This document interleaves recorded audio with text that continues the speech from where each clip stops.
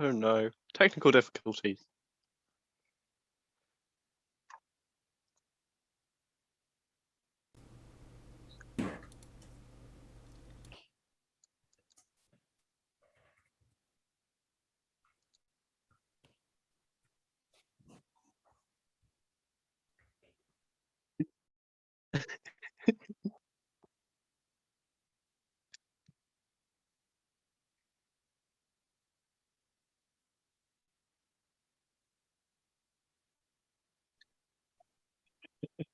Oh no.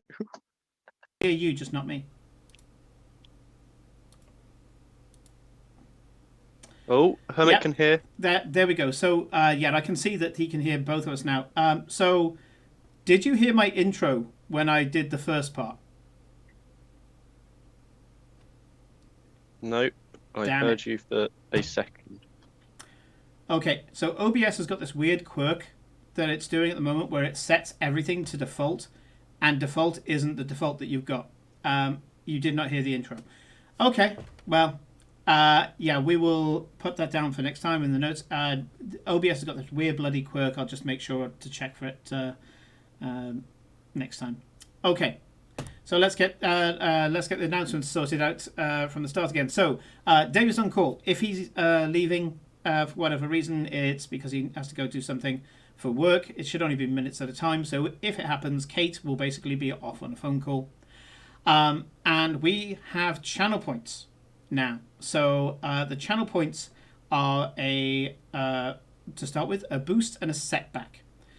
For those, you can, I think both of those are 2,000 points. Yeah. So for 2,000 chaos points, you can do a boost or a setback. These are d6s, half of them are blank, and the other half are symbols that help or hinder if it's a boost or a setback.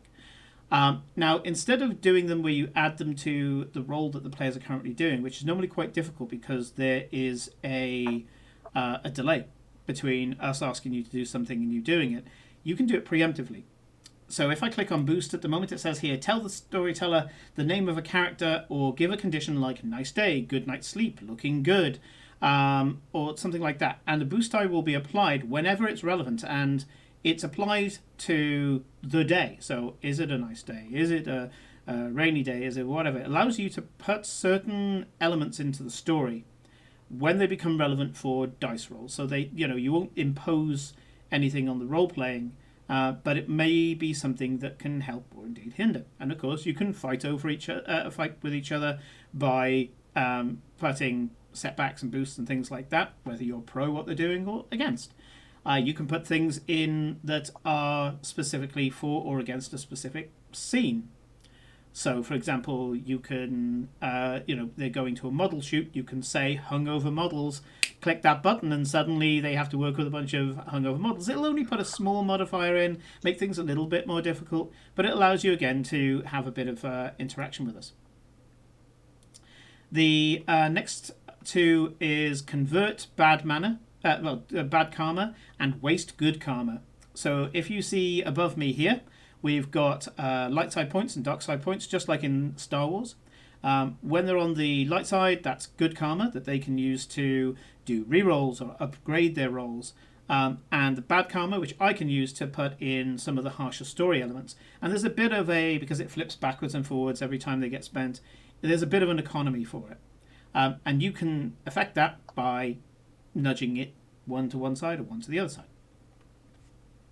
For 6,000 points, you can create an asset. So this is where you guys can be a little further in the game.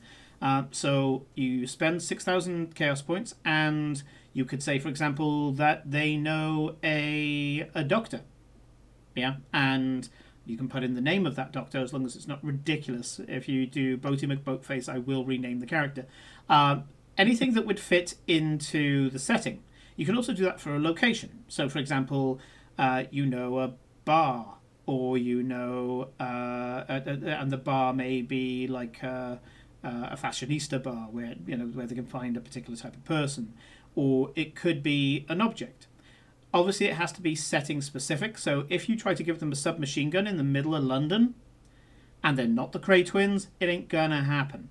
Okay, but I will allow you to choose something else. So it has to be setting specific. Remember, there are very, very, very, very few guns in the United Kingdom, and most of them are in Birmingham or Manchester. So, yeah, only people from the UK will get that.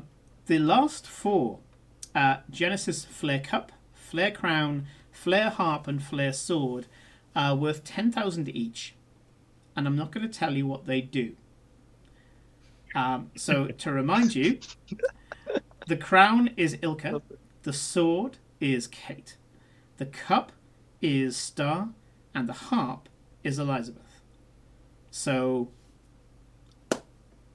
give that for what you will. I am going to add to this Discord frame the little symbols in the corners to remind you who's who with regard to the symbols. So that's the ways that you can interact at the moment. There may be more later depending on how it goes. So random capitals. Okay. So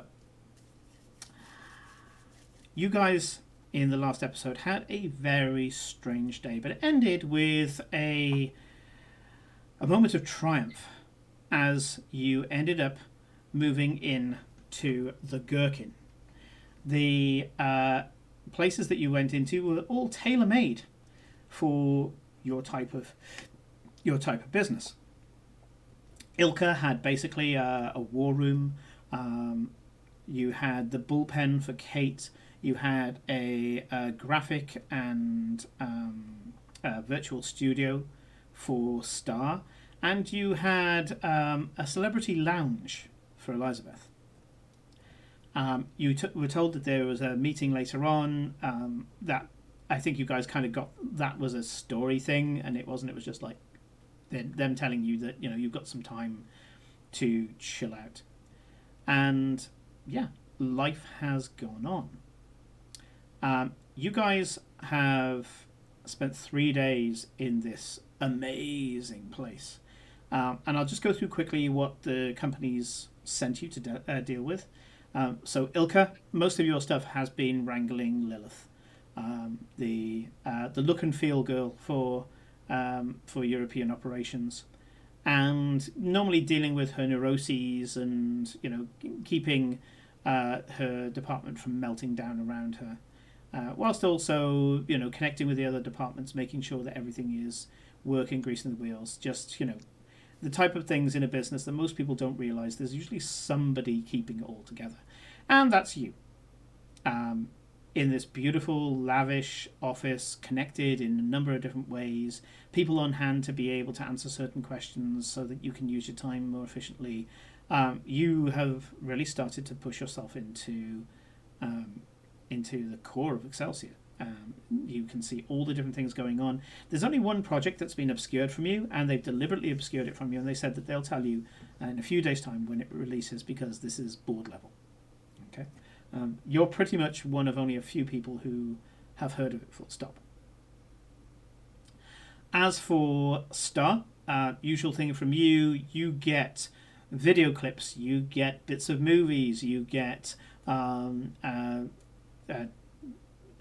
tabloid pictures to put in a better light. You get all sorts of stuff sent to you to work your magic on.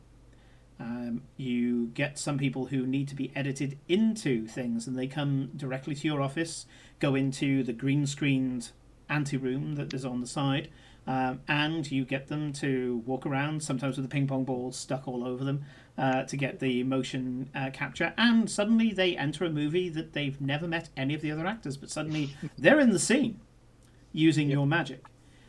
So that's pretty cool. You've met a couple of celebrities in the last 2 days alone. And so I'm going to say one of them is David Tennant, because somebody said Doctor Who ? So yeah, you it's business as usual, but supercharged. Kate, you do what you do day to day. Nothing really has changed. The bullpen is acceptable. The office is new and lavish, but does really, really well. It's well connected. You've got a fantastic bandwidth. And yeah, you haven't seen Damien, but that's nothing new. And his desk remains end of day clean for most of the time, and yeah, you're enjoying it. As for Elizabeth, you have been given schmoozing to do. Some people have come and visited you in the Gherkin if they're in the UK. If not, it's been like virtual schmoozing, laughing and joking with people over Zoom and things like that, to either get them on board with things um, or to basically you're being an ambassador for the company itself. Knife Fist Gun 3. Oh yeah, yeah. You have had that ringing off the hook. That they're now wondering, what kind of twist they can put in there to raise it above the levels, the lofty heights of Knife Fist Gun and Knife Fist Gun 2. And now they're thinking of maybe a byline colon and a byline next to it, but they can't think of anything good at the moment. Well, other people aren't surprised. I was about to say you're not surprised, but other people aren't surprised that they can't think of a good byline. And yeah, and they're trying to see if they can get like Vin Diesel in or something like that, but they're wondering if it's going to get a little too fast, too furious kind of thing. So that they're thinking of mixing it up, but they're not quite sure. If anything, I don't know whether Elizabeth would get it, but certainly Kate would get it. The producers are having a panic attack that the hype now is too much, and they're not going to deliver, and they're going to basically automatically jump the shark. Up until now, it's been like a good cheese, drink too much beer, eat pretzels, and watch people just kind of punch kicking, yay, America kind of thing. But now they're worried that, there's so much hype that people think there's something in it that there's not. And they're really worried about it. So, yeah. Take that of what you will. We are going to start, however, with a quick poll. So new poll, and I'll just put scene ? And we put in our symbols. So we have sword, crown, cup, and harp. And the players, of course, can also vote. So we'll put 60 seconds on the clock. And this is to do kind of like an intro scene, a little bit of a trial, if you will. Let's see who's going to be thrown in the deep end to start us off.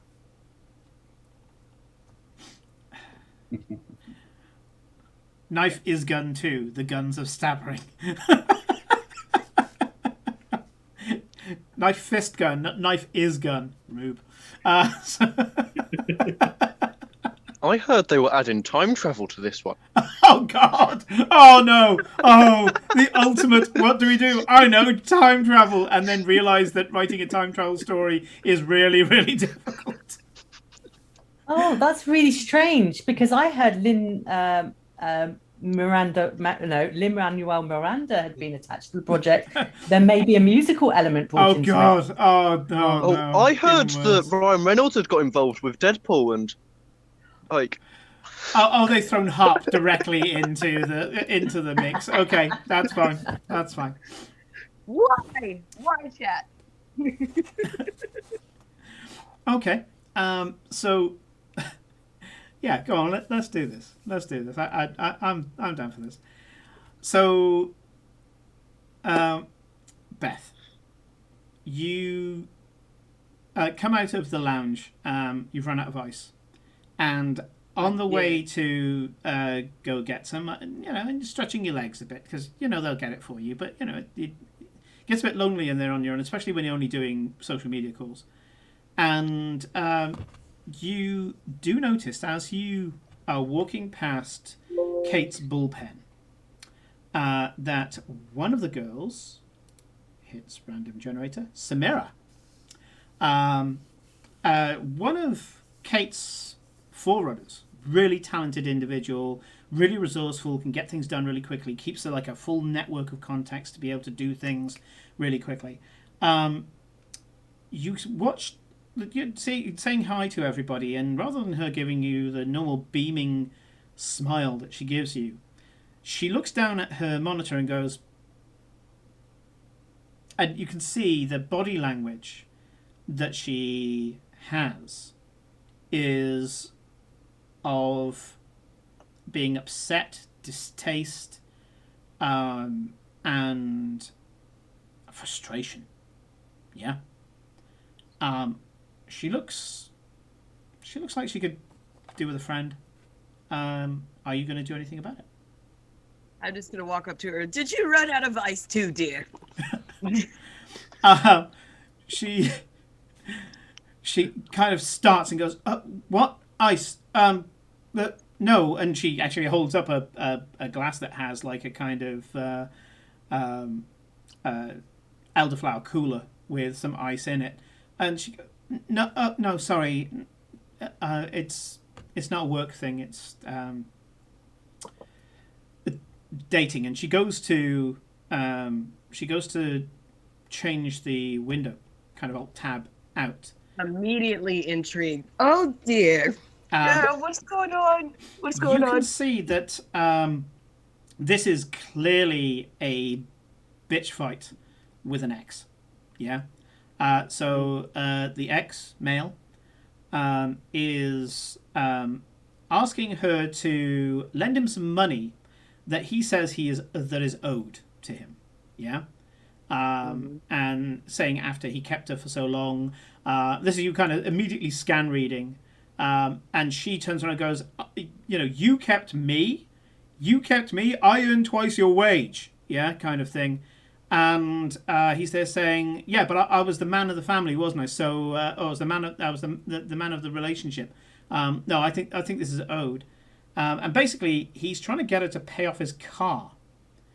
And the last line that you see, he's basically blackmailing her of an intimate photo that she took for him when they were a couple, that he is threatening to send to her quite traditional Indian family. Okay. Oh dear, this is quite unlike me to get involved with the affairs of others, but I'm out of ice and I'm here now. So I think we should. What should we do? I think I need to threaten him bodily.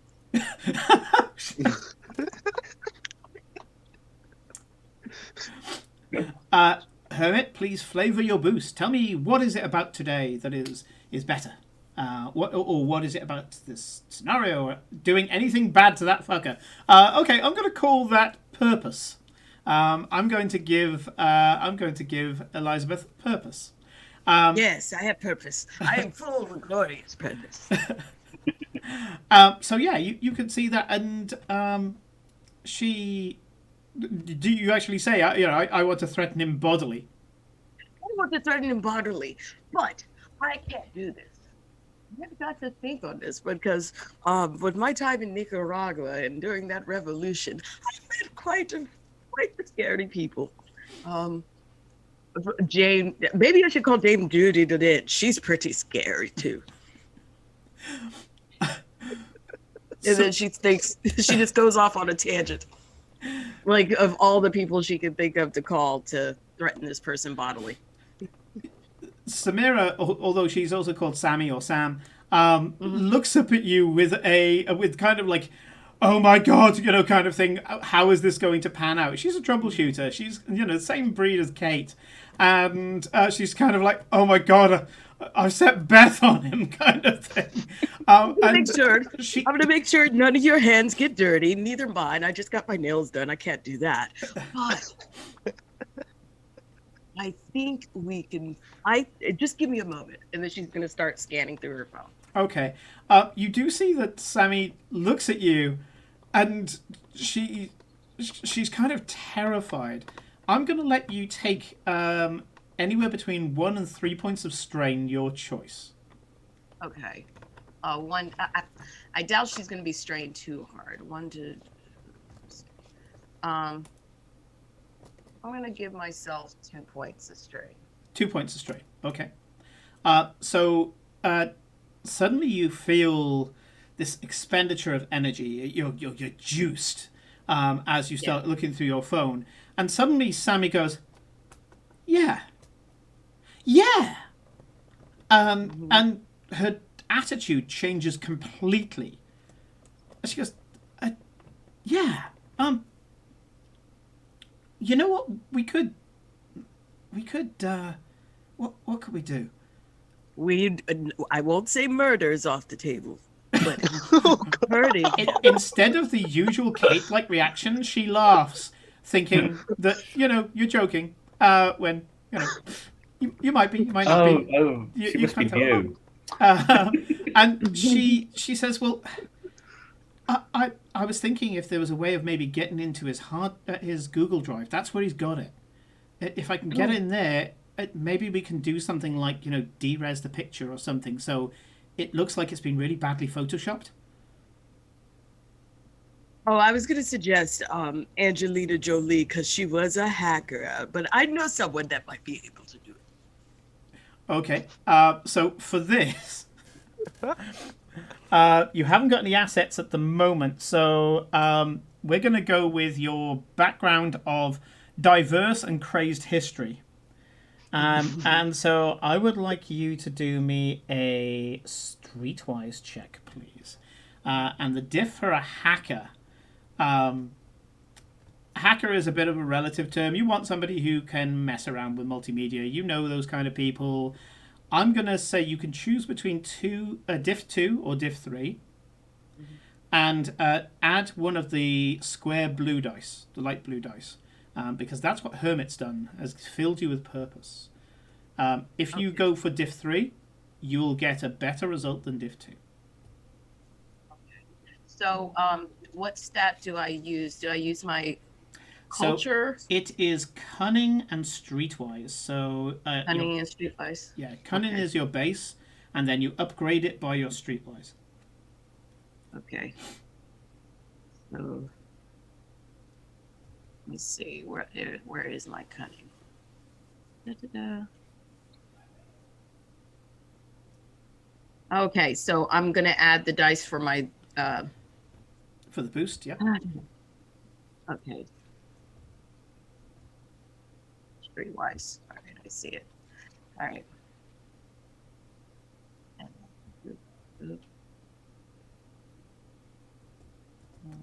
In fact, because you're using Genesys Foundry, you just need to look at your streetwise, and it should give you the colors next to it. Yeah, I see it. Yeah. I wish I could have used skullduggery, but all right.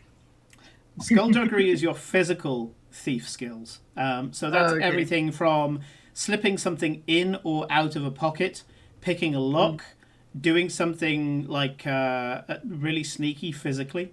That's all skullduggery.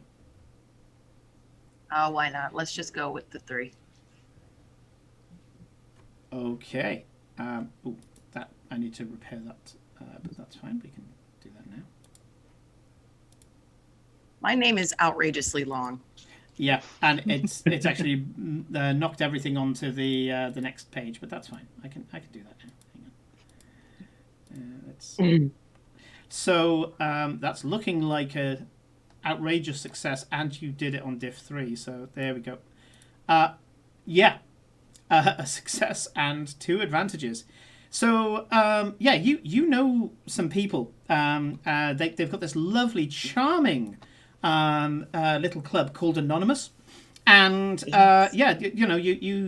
drank with some of them, and you didn't know they were anonymous because frankly they were anonymous. But after schmoozing a few of them, they revealed themselves to you, believing that it was safe to do so for some strange reason. And I was drunk. Yeah, by the end of it, so were they. Getting into somebody's Google Drive is a little difficult, but with the fact that you've got Sammy able to give you a lot of his personal information, it doesn't seem too bad. You contact them, tell them what's going to go, and they say, yeah, go on. It's not usually our kind of thing, but what did you want to do with this guy? I want to embarrass him thoroughly, psychologically and emotionally. Okay, once again, not usually our wheelhouse, but he sounds like he deserves it. So, and hey, also financially. Since Trump left, maybe. it's been a slow season. So, no, okay, we're good. I'm sure we can do something with that. And we need to remove a picture as well, right? We need to remove the picture. We also need to find a way to maybe, um, I don't know how one would do this without knowing, maybe anonymously, tip him off to his coercion tactics. That has to be illegal. Yeah, I'm sure we can do something with that. Yeah, it'd be nice if you could somehow arrange for somebody to, like, I don't know, knock on his door, pretend to be the police or something. But we'll sort that out in the wash. We'll get back to you. I have a police outfit. I was in knife gun this too. It's so ridiculous to keep saying that.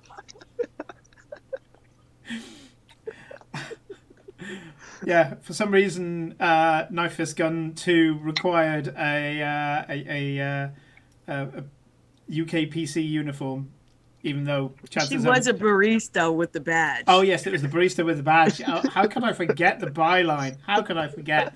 Okay, so yeah, I'm gonna burn one of your contacts in order for you to put this in. Or even to have a chance to it, you had to use some of your karma. So I'm going to use some of your karma there, and that represents you being able to do this at all. So and so you turn to Sammy and say, yeah, there we go, it's done. And she's like, as easy as that? Yeah. It's a lot easier than getting ice in this damn building. A very scared assistant starts running up to you and offers to get the ice bucket. This poor lad, he's like 17, and he thought when you said that, it was pointedly at him. Yes, it was. And he runs off with the ice bucket to go fill it up.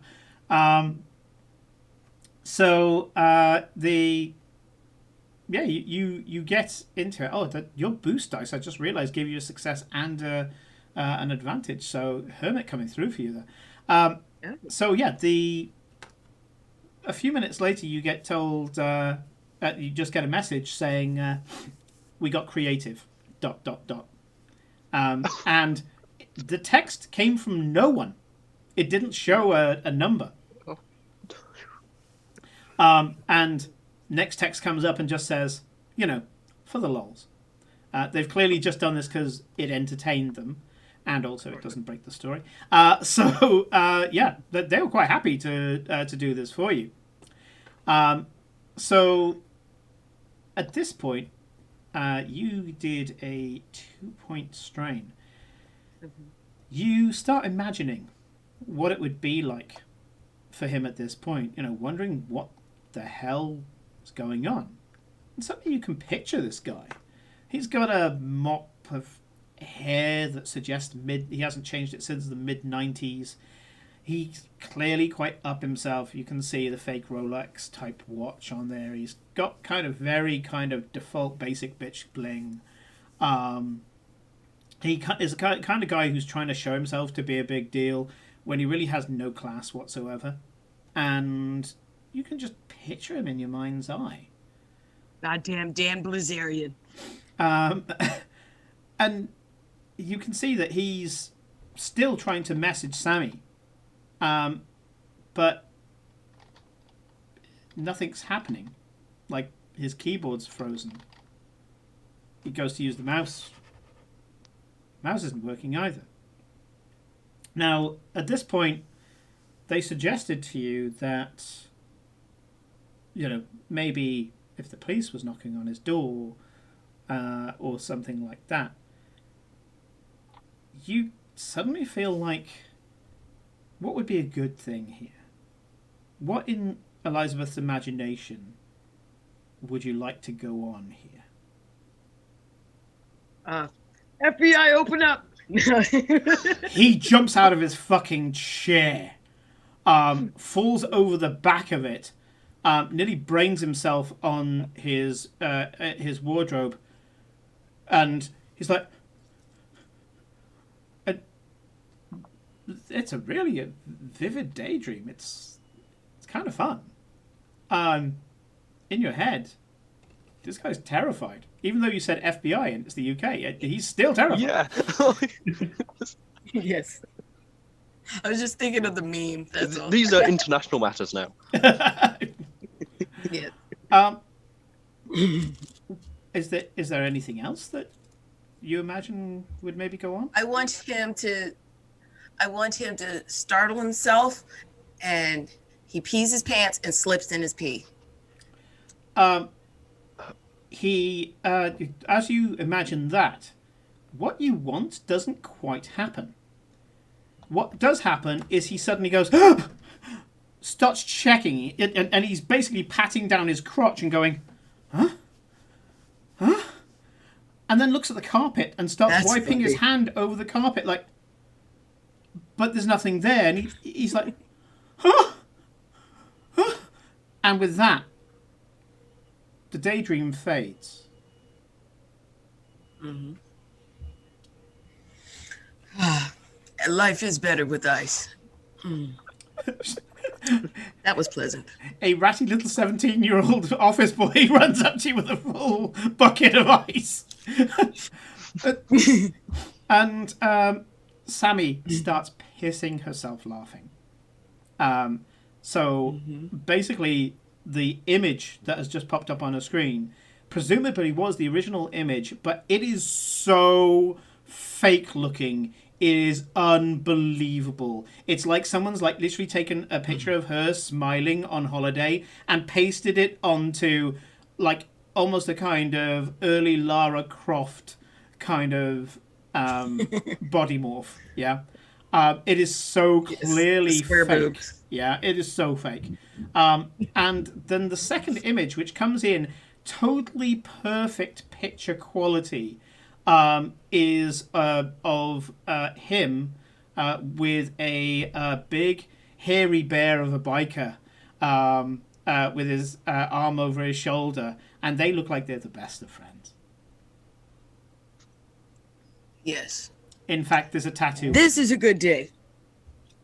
This is such a good day. Sammy is looking at you with absolute stars in her eyes, like, how did you do this kind of thing? But she knows better than to ask. Yes, she better not. And I'm just gonna, just pat her on the shoulder and say, I hope your day goes better. And then I just take my bucket of ice and I just kind of look around and just walk off. She closes down the messenger window, picks up her work and carries on. Mm-hmm. All Kate sees is that personal time gets switched back to emails. Mm-hmm. Okay. And you see Beth walk away. That's about okay. it. That worries me more. I'm just gonna wave at Kate with the bucket and just like point at the ice and just walk. No. So 3 days later, you are called into a big meeting, absolutely huge.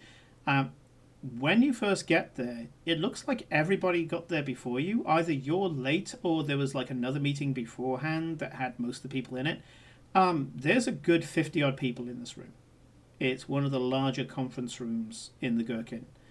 And Violette turns around to you and says, oh, please, join us. And gestures to a bunch of seats that have been added, it looks like.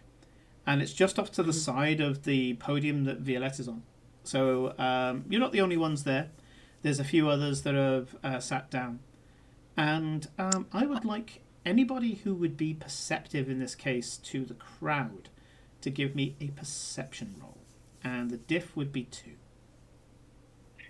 I mean, I'll make the roll, but I'm not going to pass. Star is way too focused on getting everything set up. This is exactly where I'm putting all of my XP. I mean, all of my XP, because it needs to be better. Diff 2, did you say, Simon? Diff 2, yeah. Yeah, okay. Okay.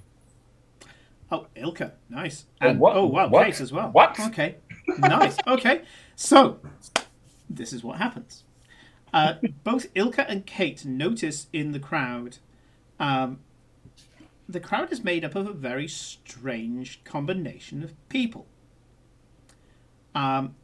You can see that the two security guards that were in the lift yesterday. 3 days ago. They're in the crowd. They're attending this meeting, and they're just building security. There's some other people that just pop out. You're kind of like, I'm pretty sure that guy there is one of the craftsmen that work down on the docks to make props and sets and backdrops and all that kind of thing. That guy's a lighting guy. Why is he here? It seems to be a really strange mix of individuals. And then there's the individuals you'd expect to be there, and they tend to be more at the front. The executives, the people who would the subject matter experts, all of that lot, they're all here. So one of you guys got threats, and one of you got advantages. So I get to play a bit more. Ilka, you do notice that quite a few of them are looking specifically at you four. Yeah. As for Dave, you can see that one of the people has clocked you looking at them. Right. And they kind of look at you as if to go, what? Kind of thing. And just, they're not staring you down. They're just like, and? So I'm here. What of it? Kind of thing. They're aware of you. And they're aware that you're looking at them. Right. Okay. Violette says, thank you for coming here, everybody, and thank you to everybody for setting up this room. Excelsior has been going for quite some time now. We have been able to be the voice of many generations, reaching out in ways that people didn't think of before. Radio was the start. Then we started with movies and rewording commercials in a particular way that they spoke to people and told people the way things were. When those things started to become very default and people, started ignoring them, we went even further into magazines and pop idols and things like that. We went into music. Not just the lyrics themselves, but the feel of everything down to the music videos and so on. And we were able to reflect the concerns, the priorities, the fears and hopes of each generation as it came. Now that's become more difficult. Now, it's not a case of a particular person, a particular social leader, a celebrity, or a publication, or a particular type of music kind of communicating to the masses. It's not quality anymore. It's about repetition. And it's about reputation through one of these. And they hold up a phone.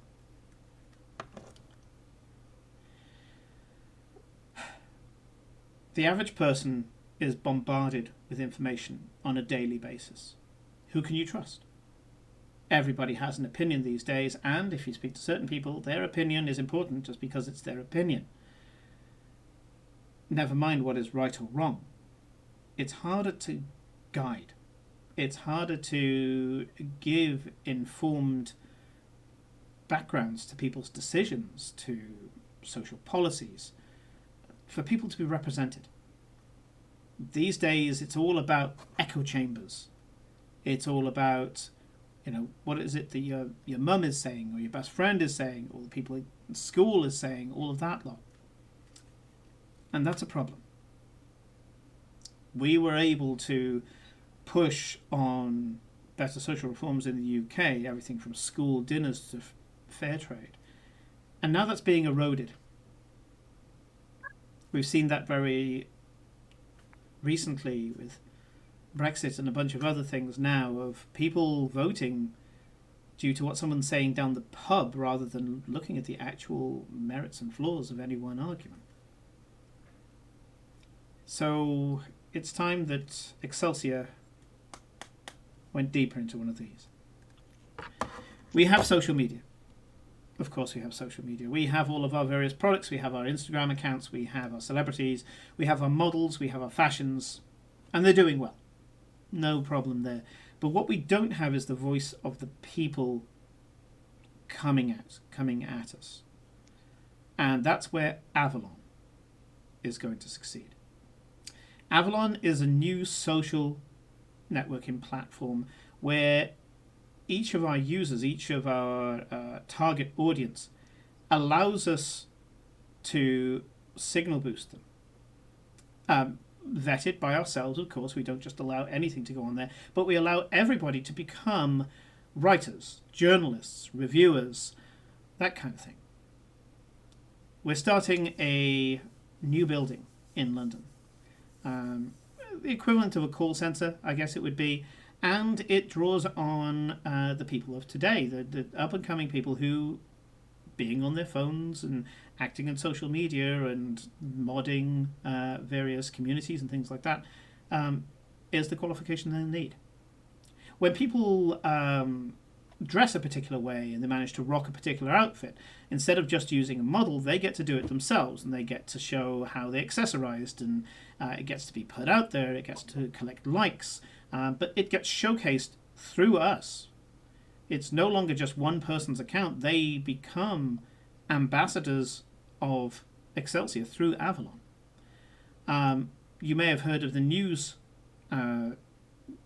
service, Now This, where people hand in videos and evidence of news going on throughout the world, and that's then relayed by them. We're going to do a similar thing where anybody, technically, can write an article for Avalon.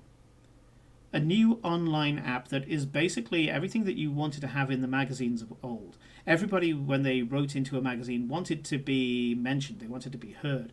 This way we're able to categorize and publish thousands of articles a week, written by people and then just edited, updated with pictures from our stock footage, added for extra effect, and what they have instead of a tweet or a Facebook post or an Instagram is actually a well-polished article, and they in their own right become writers, journalists.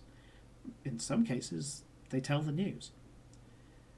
As a result, we are able to separate from the more divisive news services who are politically told to only act a particular way.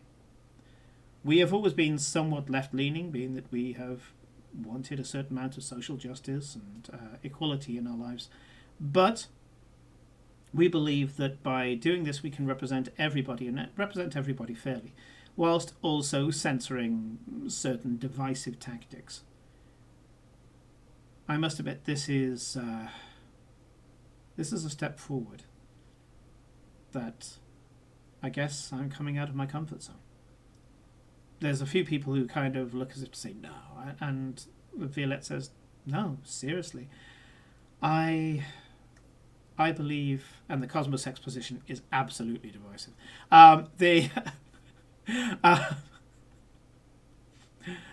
Expectations. It's all about expectations. And yes, I have always been the person in front of the camera. I was a model, and I believe that the sun isn't setting on me yet. But let's just say we're well past midday. And there's a few people who are like, what? And, they're really shocked by this. And, this is almost a preamble to Violette announcing their retirement. However, no good idea comes without the cheap knockoff. And as a result, Morgan and Knight have put forward their offering. And, well, if you'll permit me a moment of bitchy attitude, it makes Wish look like a classy affair. Everything that they have is so two-dimensional. It's all about cheaper and just slap it on. It's boob job, without even deciding whether you want one or not. It's crap expectations. I think that they are trying to undercut us by presenting themselves as the more affordable option, the more realistic option, when what we're looking for is better standard of life for everyone. So, we want everybody to promote this. We need to get people to want to be part of Avalon, and to do that, we're going to need our celebrities writing things. We're going to need people to be going out there and getting good content to throw on there that people will want to add to. We want content that encourages other people to give more content. So, as of now, Project Avalon is our goal.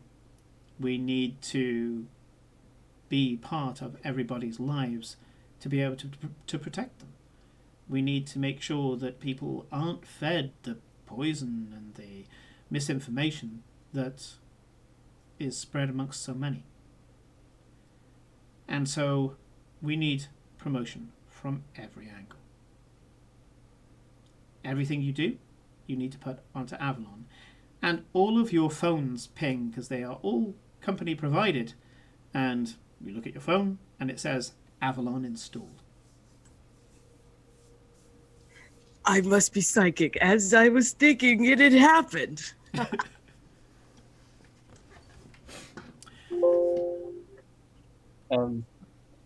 Any questions? Oh. Yes.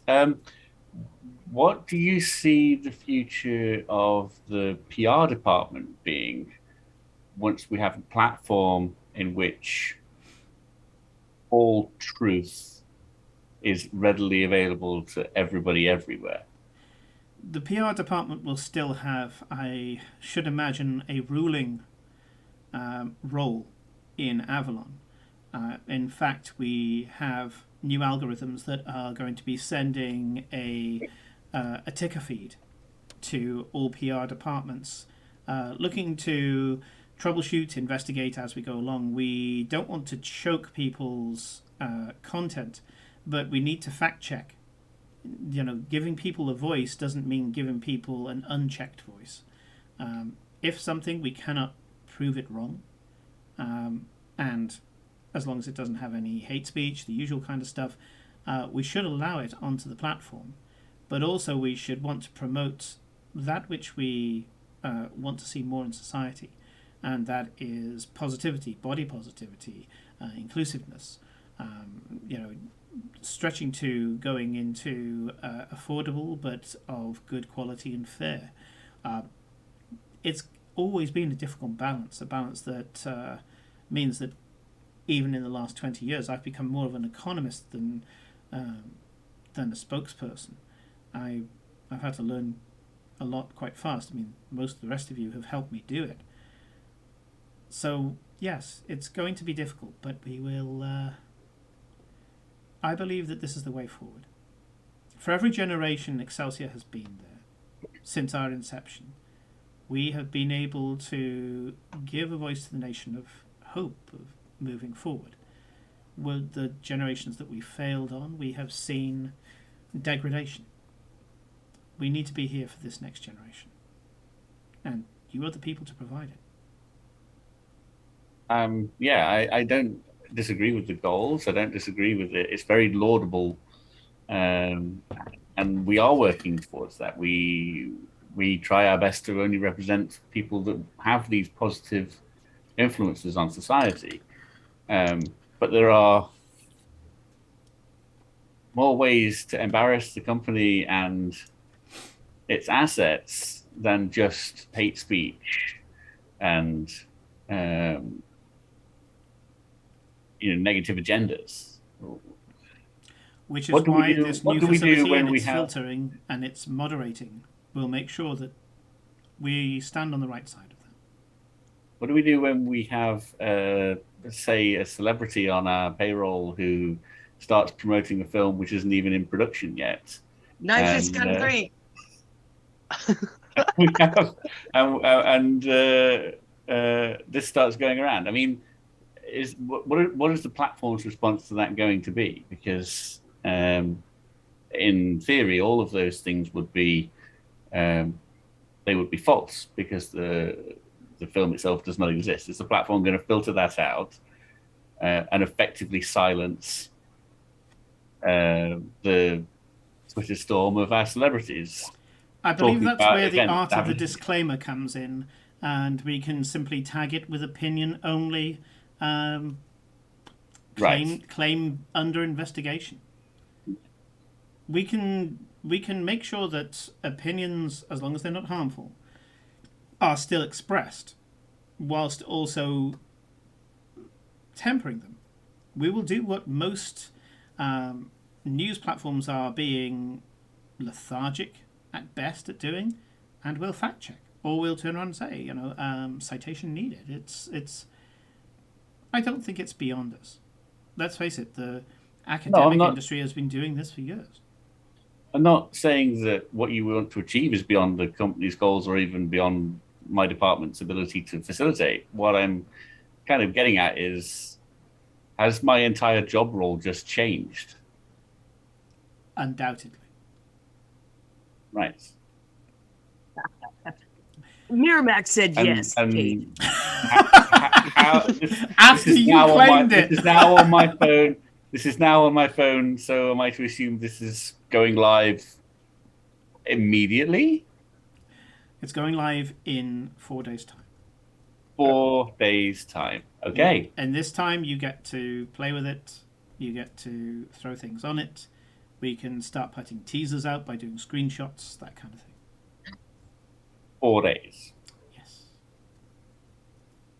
Okay. Okay. We need to move this fast, or we will be gazumped. I can guarantee that whatever Morgan and Knight are doing, they will be getting it out in the next week or so. The idea that this might be coming along happened yesterday. The what? Sorry. The idea of Avalon. I mean, you put the app together so quickly that we got it. Avalon's been on the back burner for a very long time. This is my point. Like, heads up at all? Well, you're here now. At this point, I would like to ask Star, have you got the stick on you? Star has probably been tireless working to try and find whoever owns this stick for the past couple of days. Probably gotten nowhere. Okay. So And has Star got it on him? yeah, he would probably have it. He's possibly got like an actual bag for it now, like this cane bag or something that hooks onto his backpack, and he's just got it down there with the rest of his stuff. Okay. Ilka, what seems to be, he looks like some sort of tailor in the crowd in a lovely waistcoat. And he's kind of got a bit of, what's it called? John Hurt kind of scraggly beard and slightly mussed hair going on. Points at the bag that Star has next to him and nudges the person next to him, whispers something and smiles. And the other person laughs. Star is very distracted by writing everything down that has been said. Ilka's just going to very subtly just sort of try and see what they've indicated, because obviously Star carries an awful lot of stuff with him at all times. Mm-hmm. So she's just going to like flick her eyes very, everything else is like frontwards, flicking her eyes just to see what they might have been alluding to. And does notice, I mean, she's been busy, but she's not been unobservant regarding Star. Has noticed that this stick has sort of been with him most of the time. Yeah. And just will sort of, okay, maybe they're alluding to that. But won't do anything, because at the moment she's in a public position, and she does not want to draw attention to herself. Okay, they are definitely pointing to the stick. Mm. Or what is currently the stick bag, which is like a snooker cue bag. Because why not? Yeah, they definitely pointed directly at the stick. And yeah, that guy whispered to the person next to him, and the other person laughed. You could see the back of their head go back, because their head is slightly obscured by the person in front of them. Ilka's going to just lean slightly to the side to Kate and go, "You've made some very good points, but I think maybe leave the rest of the argument for now." At the same time as just opening up, I didn't do that in an accent, I apologize, opening up her tablet and just clicking the star button and typing in your weird stick is drawing looks. Any idea why? Kate will whisper back, "Yeah, I'm leaving it for now, but this is not okay. This is way too short notice." That stick is ugly. Ilka's going to be like, "How the hell can Elizabeth see what I've written in my tablet?" It's Elizabeth. I'm sure she was like that when you were doing it. Yeah. It's just or it's just a random comment. No, it is Elizabeth. It's just a random comment. It really Elizabeth's is. got a mirror on the end of a selfie stick that she uses to see other people's devices. No, Hey, I'm Prime. just actually just making a random observation that happens to be just coincidentally timed. Nice. So Violette turns around and says, "So, to show you the message feature, you've all got your first assignment now." And all the phones in the room go beep beep beep beep beep beep beep beep beep beep beep beep. Your 4 just says, "See me, Violette." God. Thank you, everybody, and off you go. Everyone kind of gets up, and they start filing out kind of a little susurrus of excited energy as they're talking about the various bits.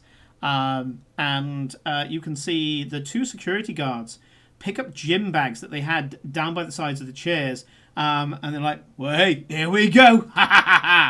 You notice that the big guy, kind of jowly guy, he's really getting on well. I mean, 3 days and he's looking better already. He's looking a bit buff, He's lost some weight. 3 days, man. And the woman who's with him gives him like a slap on the back, and she almost looks taller. It's probably that she's just either, pumped, ripped, whatever, but she just bit of an Amazonian vibe to her. Wow, kind of thing. And as they go out, he kind of goes, "Right, so I want to start weight technique is what I want to do." And so what I thought is, if you can take the pictures, then you can pass it to me. And she's like, yeah, sure, no problem. I was thinking like spinning, because everybody gets it wrong. And he's like, yeah. On the way out, apparently the security guards have been recruited to do like the fitness section of Avalon, which kind of explains those 2 being there. Mm. Star is sitting there sweating. Like, I've just got a text from the boss. Yeah. Like, see me. Like, Star is terrified. Ilka is just going to follow the tailor and the person who was sat next to him. Yeah. See, just watch again, trying to not be obvious, so looking like she's doing something else, making a note or whatever, but just following them out of seeing what they're doing and seeing, how they react as they sort of leave, assuming they're leaving. They seem to be whispering conspiratorially to each other. I'm going to follow the two security guards and try to insert myself into their workout routine. Sure.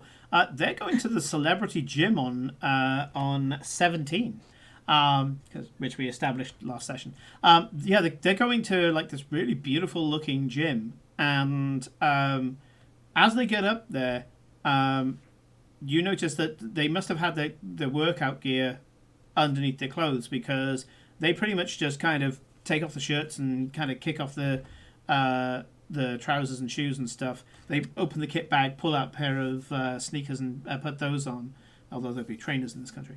And you can see that they're starting to do warm-ups and things, and the female security guard turns around and says, "All right there, can I help you?" Yes, you can. I got to work out for the up and coming role in Knife Fist Gun 3. The knifing, the fisting, and the gunning, I guess. I don't know. One of them smiles at the fisting. The other one just has a complete alabaster face. Sorry, yeah, she smiles. He has an alabaster face. And the security guard goes, "Oh, okay.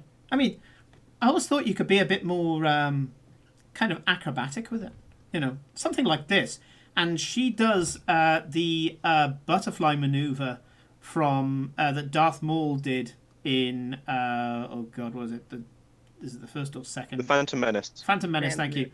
He does the butterfly maneuver, and that's the one where he kicks the leg up and effectively does a flying kick with the double-sided lightsaber. Except she does it with a weight bar, and it is elegant AF. Oh my goodness. Yes. But you could do it with a knife, and she throws the weight bar to the guy, who just snatches it with ease. She picks up a water bottle, and she's like, I was thinking like something like this, and she goes up to which is just a speedball. She does the same butterfly maneuver, flying kicks the speedball, and then stabs the speedball with the water bottle in one elegant spin. She's like, "Take a bit of practice, but I think you could do it." Well, I say, let me go get my workout gear, and I'll join you. And she's like, "Yeah, go on, we'll make a thing of it." And she turns to, who you will find out is Gus, and she kind of goes, kind of thing, to say, you know, this is what we're going to record. Yes. Okay. I'll come back to you with that. You're dividing and conquering. So Ilka, the two what are clearly clothing designers, are very conspiratorially, with one arm. One of them's got the arm of the other, is kind of like, and another thing, and you the little kind of whispers. You can't quite tell what they're saying. They do seem to be ambling back and forth, almost like drunkards, I guess. They're very kind of light on their feet. And both of them quite dapper. You're not getting the gaydar vibe from them. They're just of the business, you know? And, yeah, they seem to find it all really amusing. After Star got the text, has he noticed these two? You saw that Ilka followed some people out.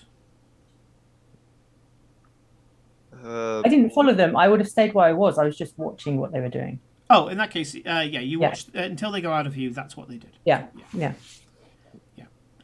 So the three of you are left in the room with Violette. When the last person leaves, they take a deep breath, grip the podium and kind of lean on it for a second and go, "Never gets easier, but that's part of the fun, you know." And starts walking to you towards you three. Kate, I know that you've got concerns. I'm sorry that we had to jump on this when we did. We weren't going to release this for another year, but our hand was forced. And if there's one thing that you excel at, it's reacting. We'll give you whatever you need. Yeah, I mean, I do get that, but 4 days, that's not a lot of time. We're on a clock.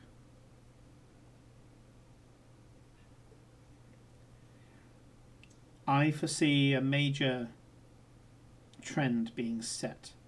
People are hungry, they're primed. We've seen the signs. If we miss this, we'll be Ulcerans. We will have missed the hype. We'll have to join the next one. And there hasn't been a really good one recently. Mostly it's all been people being against things. We need a big win in the people being for things department. And I believe this will lead to it. We need to connect people. We need people to know that they're not alone, that we can make a difference, that with all of the terrible things that's gone on recently, we can get there together, you know? Does that make sense? Everything makes sense. I mean, it's not like I don't get what the point of this is and how to do it. It's just, I have a whole department of people whose entire job now is going to be the opposite of what they've been doing up until now, me included. And that's a big change to be sprung on with only 4 days' notice. Well, that's why we have the extra departments coming in. You'll only be sent the problem cases, so for you it's just troubleshooting all over again. For the most part, when people are sending in the articles, as long as they are harmless and don't require any problems, they'll be approved straight away and allowed on the app. They don't go straight through straight away. This isn't like a tweet. Oh my god, have we had our guts full of tweets recently? No, it's they submit articles. It doesn't get approved straight away. There's no instant gratification here, but that's kind of the point. I want to take the instant gratification out of the process to one extent and have the posts that they put on here, if they get approved, mean something. This isn't something that you can do on the toilet at 3 a.m. This is something where you have to have something to say.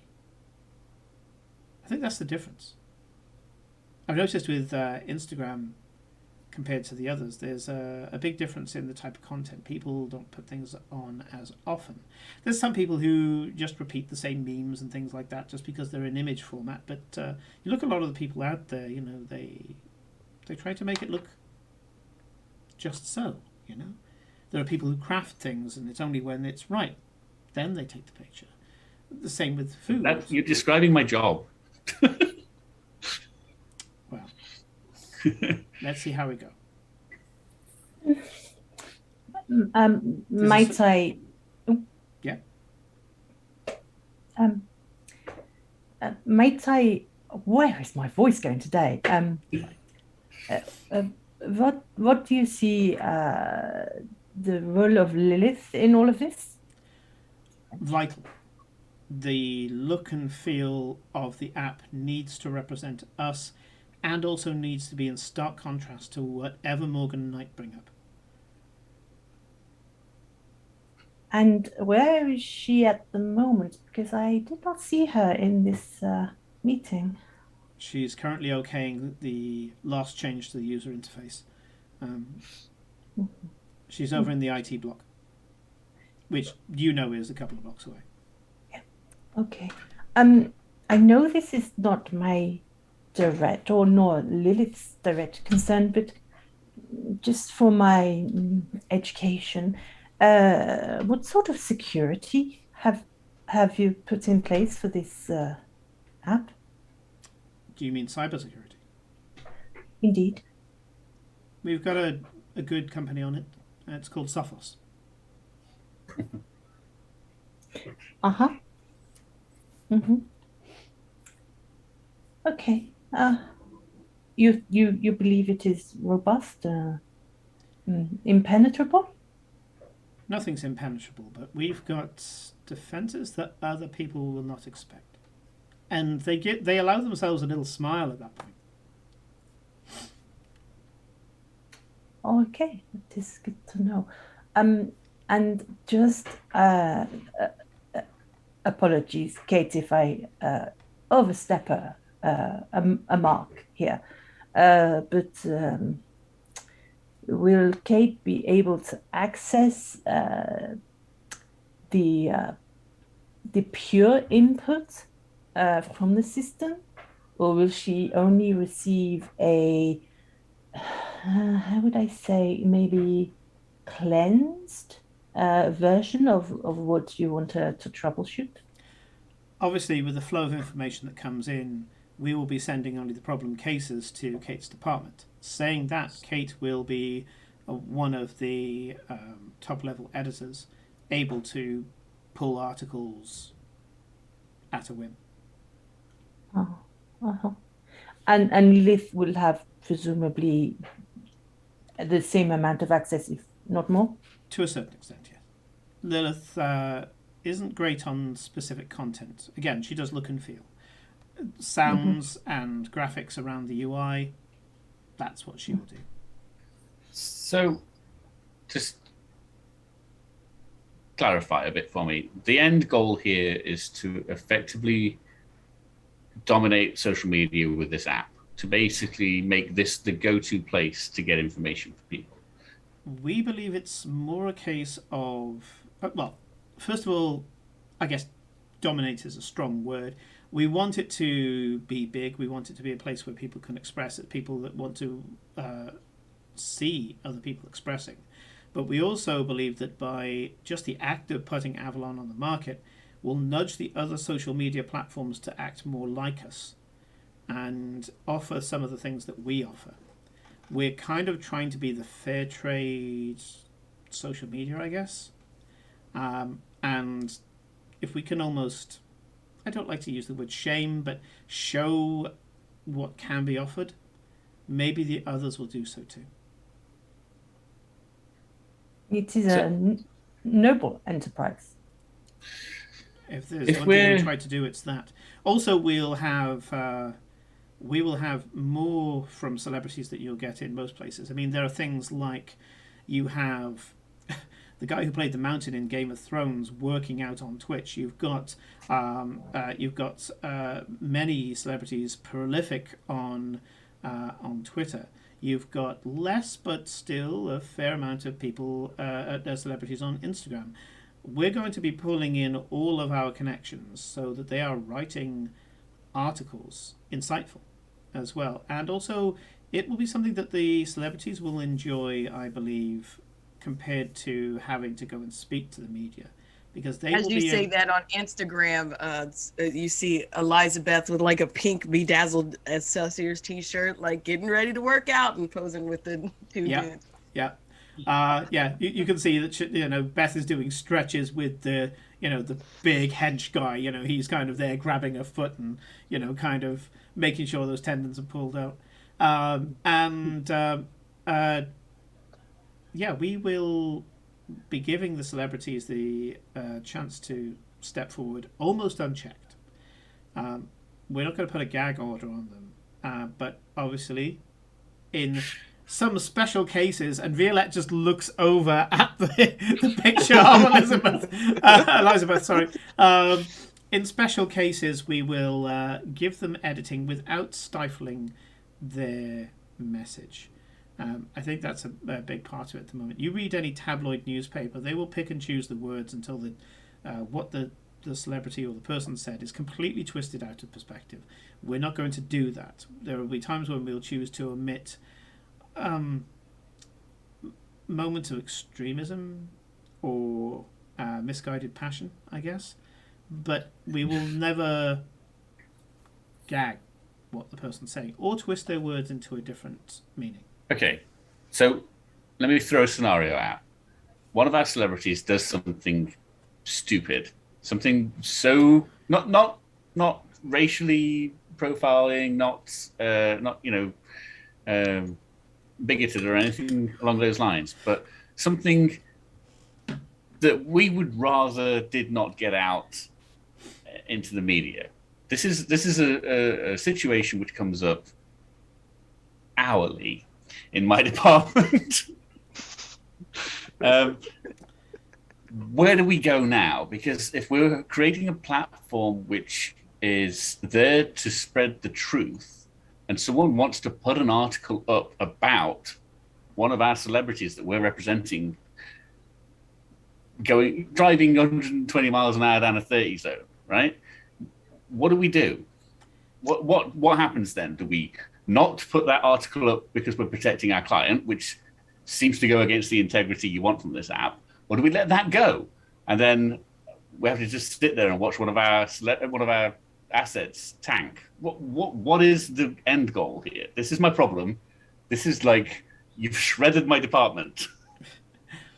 What we do is we find the happy medium. In the case that you had there, we can't lie. But what we can do is present it something other than a scandal. We give the opportunity to tell the human side of the story. Why did they do it? And get them to turn around and say that it was wrong.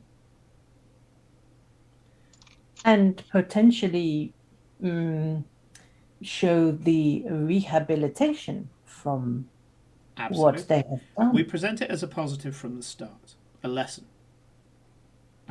There are times when we will have to go even against our own. We've had to do it before, where somebody has just stuck to their guns on something that is just frankly wrong. We'll try to keep our integrity as best we can, whilst also being fair to the person. It's about preventing overreaction, which happens so much on the internet at the moment, and instead just talking about it as adults rather than a mob. And responding in a timely manner. We've got an army of journalists, your PR department, and the rest of the PR departments to our disposal. We have a small army. This is why we've been recruiting. We've recruited so many, and they're ready.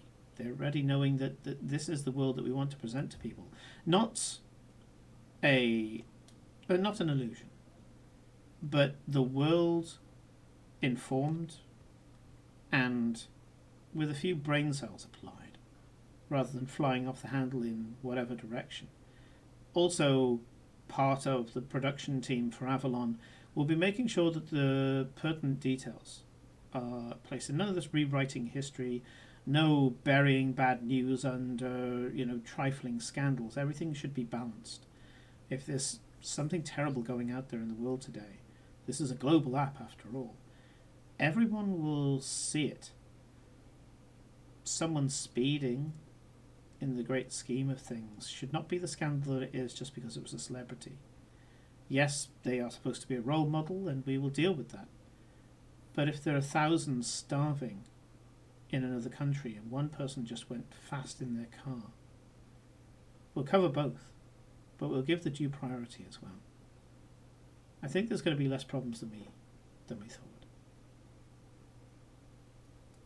Star is trying to write down everything being said, but he's shaking because he's that close to the boss. Yeah.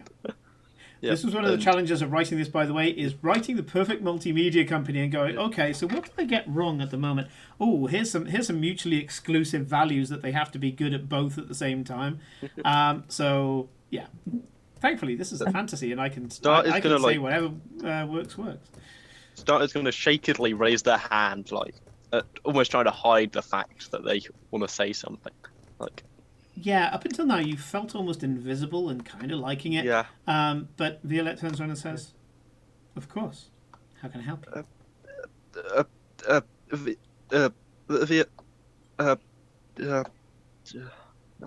Take a point of strain and change your role playing. You are now confident and formal. Oh, okay. Yeah. All of your stuttering and nervousness is gone.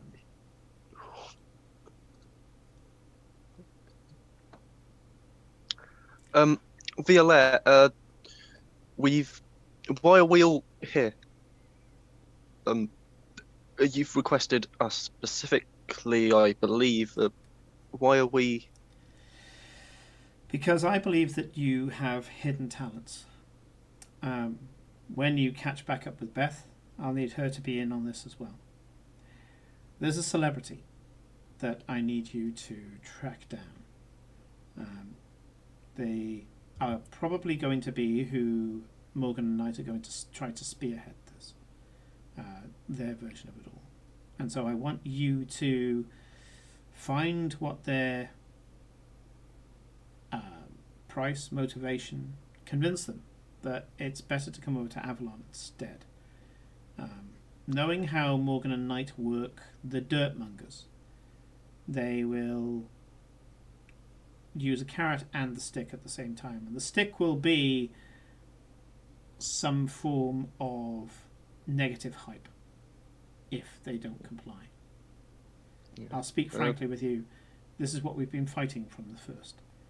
You saw I was saying goodbye to Stephen earlier, a few days ago.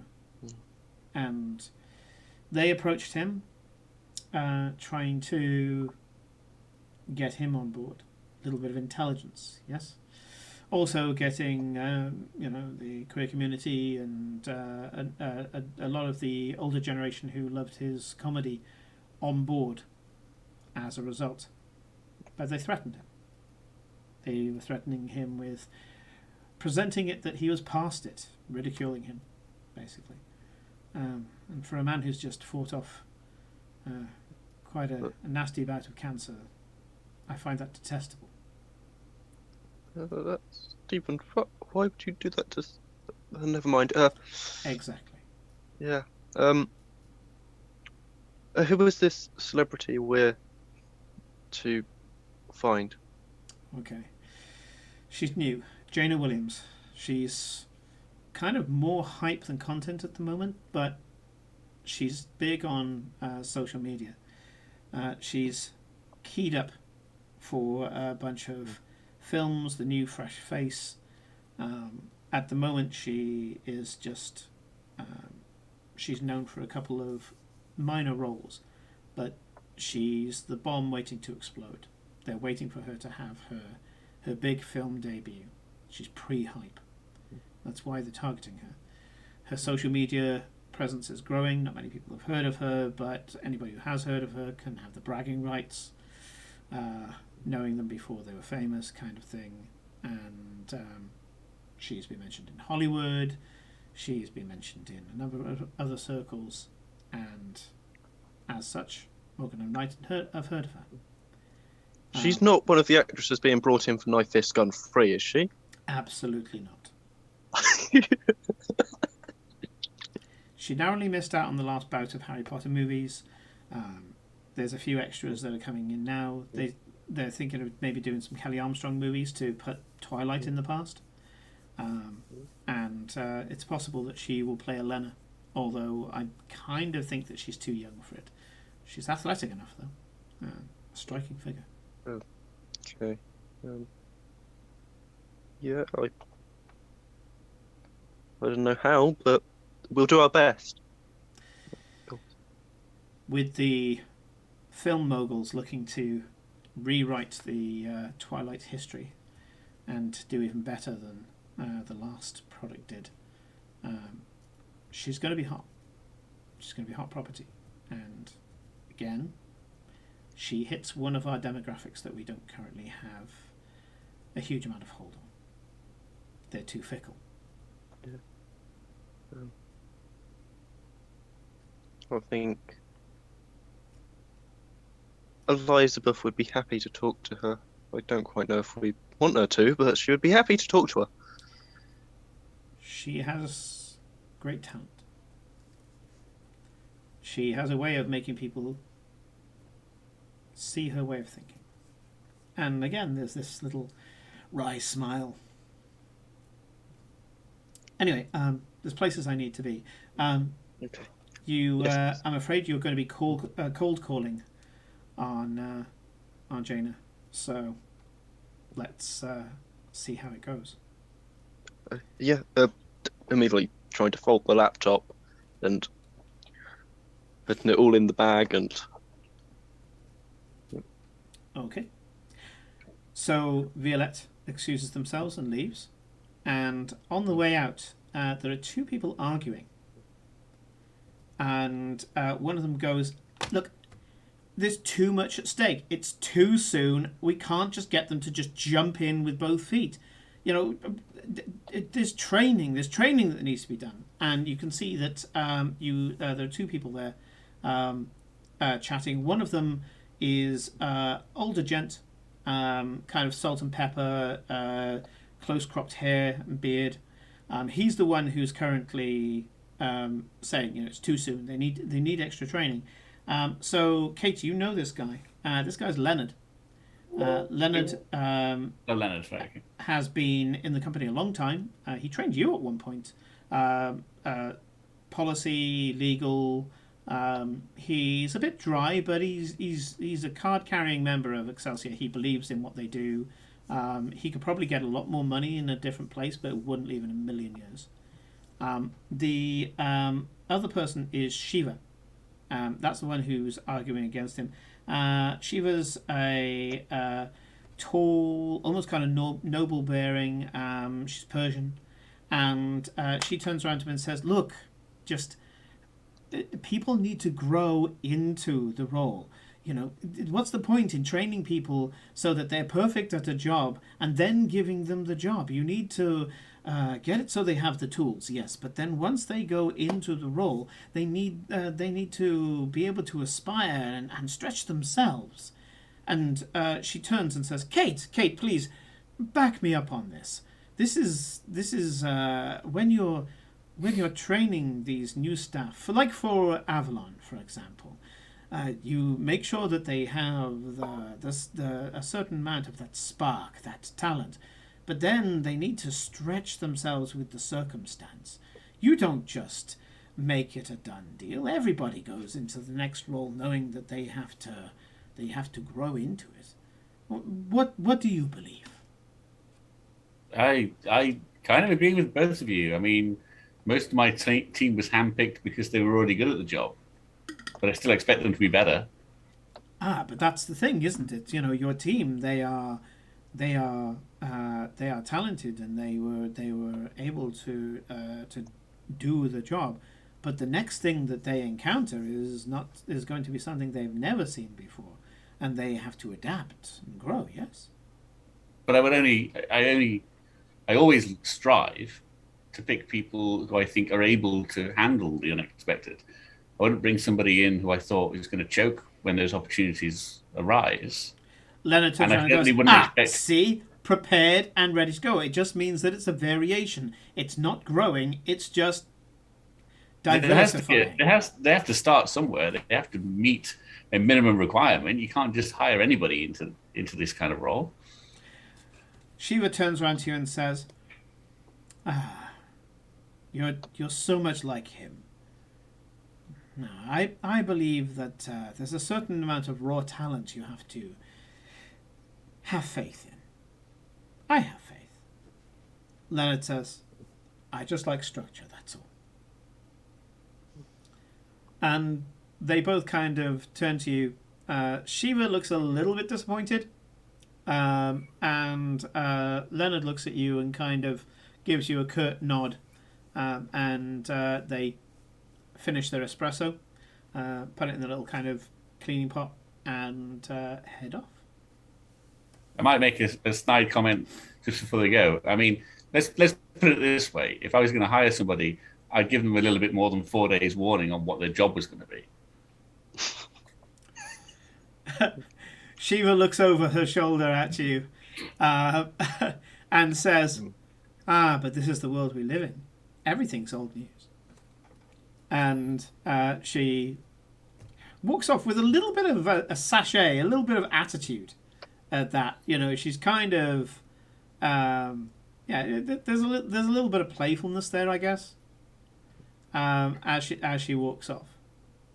I'm going to jump back up to Elizabeth. So you are dressed, you are stretched, and you're there with this ninja security guard who seems to also be kind of pro-gymnast. Gus, who has been helping you with your stretches, he's big into his fitness. Yeah. And you can see with him helping you out with stretches and stuff like that. Which, as I say, thankfully, COVID doesn't exist in this alternative universe. You can see that he's a strong guy. He is also, you do notice close up now that he's got quite nice skin as well. He's clearly, large men. You sometimes think that they are a little lacking in the personal hygiene and things like that. Yeah, he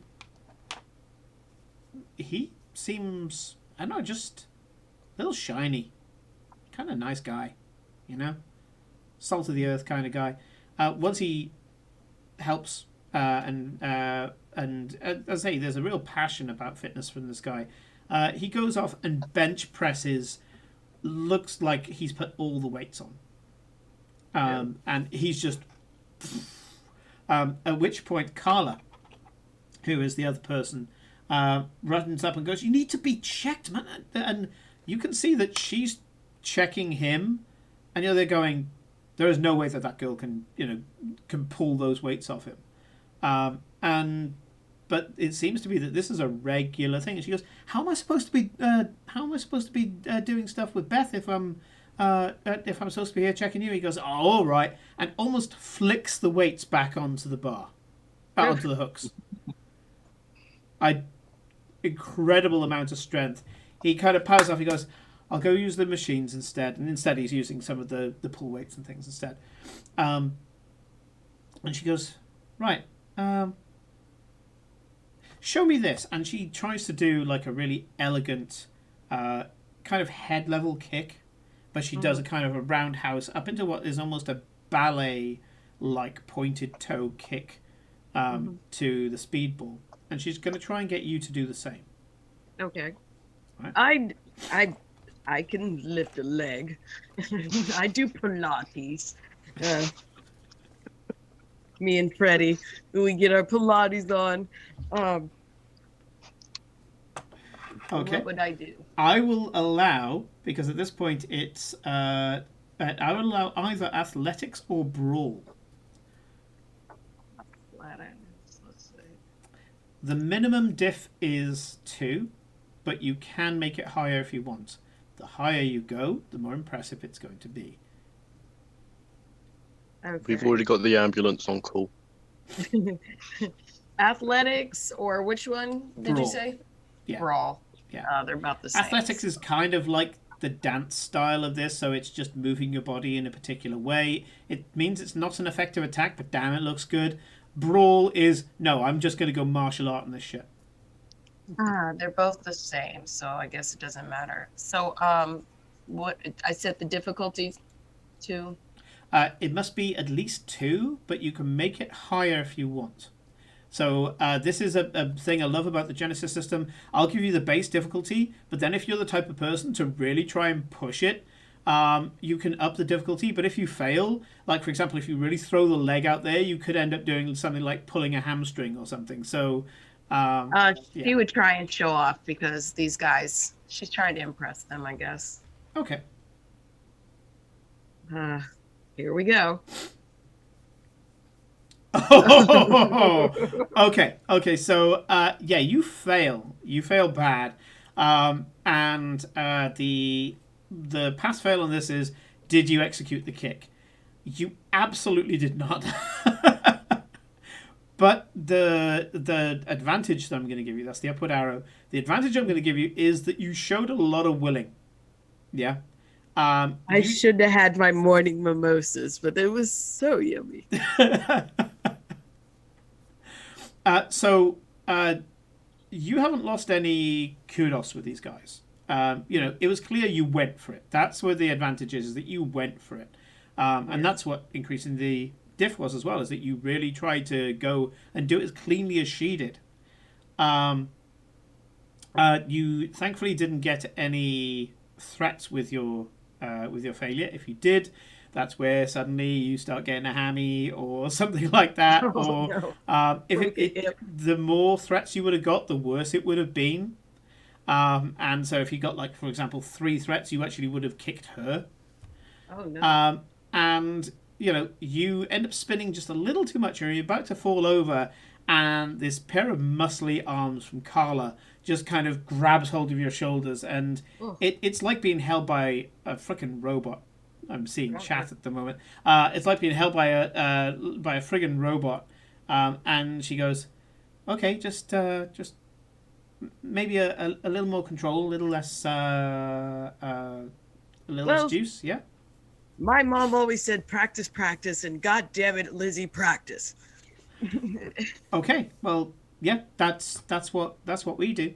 And so she kind of guides you in the kind of stretch that she's doing. She tells you when to kind of point the toe and how far to put the leg out mid curve, because part of what you got wrong is that you put so much energy into it. You flicked your leg as you were curving and you spun way too fast, which is why you were getting closer to her than you were the speedball. And she goes, but yeah, this is good. This is a start. And she's going to get you to practice as a part of this. So we'll do an extended scene. Okay. And what I'm going to do is I'm going to get you to roll that again, diff 2. But I want you to upgrade one of the greens to a yellow, Okay. because you're being helped now by Carla, and also add one of the blue dice. Okay. While she's setting me up, I'm gonna ask her about her feelings on the app, and you know. She kind of looks at the ground and she says, "Well, I come from a part of London where they're all a bit way, you know.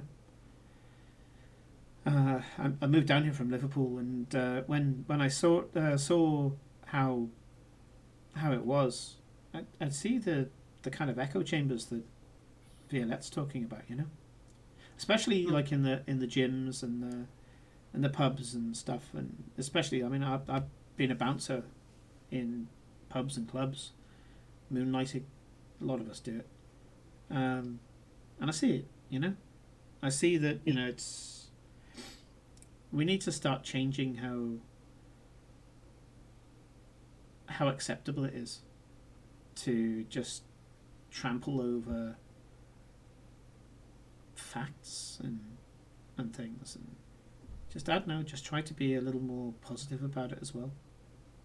I mean, my family back home, we don't get on. I've always been more like here, and they've been more like there, you know. And Relatable. yeah, and it's not like I'm not welcome. I don't think they've got enough in them to like exile me or something. Yeah, some people are set in their ways. Carla. Yeah, there's kind of love there, you know. Yeah. But they just, I don't know. I just wish they'd listen a bit more sometimes.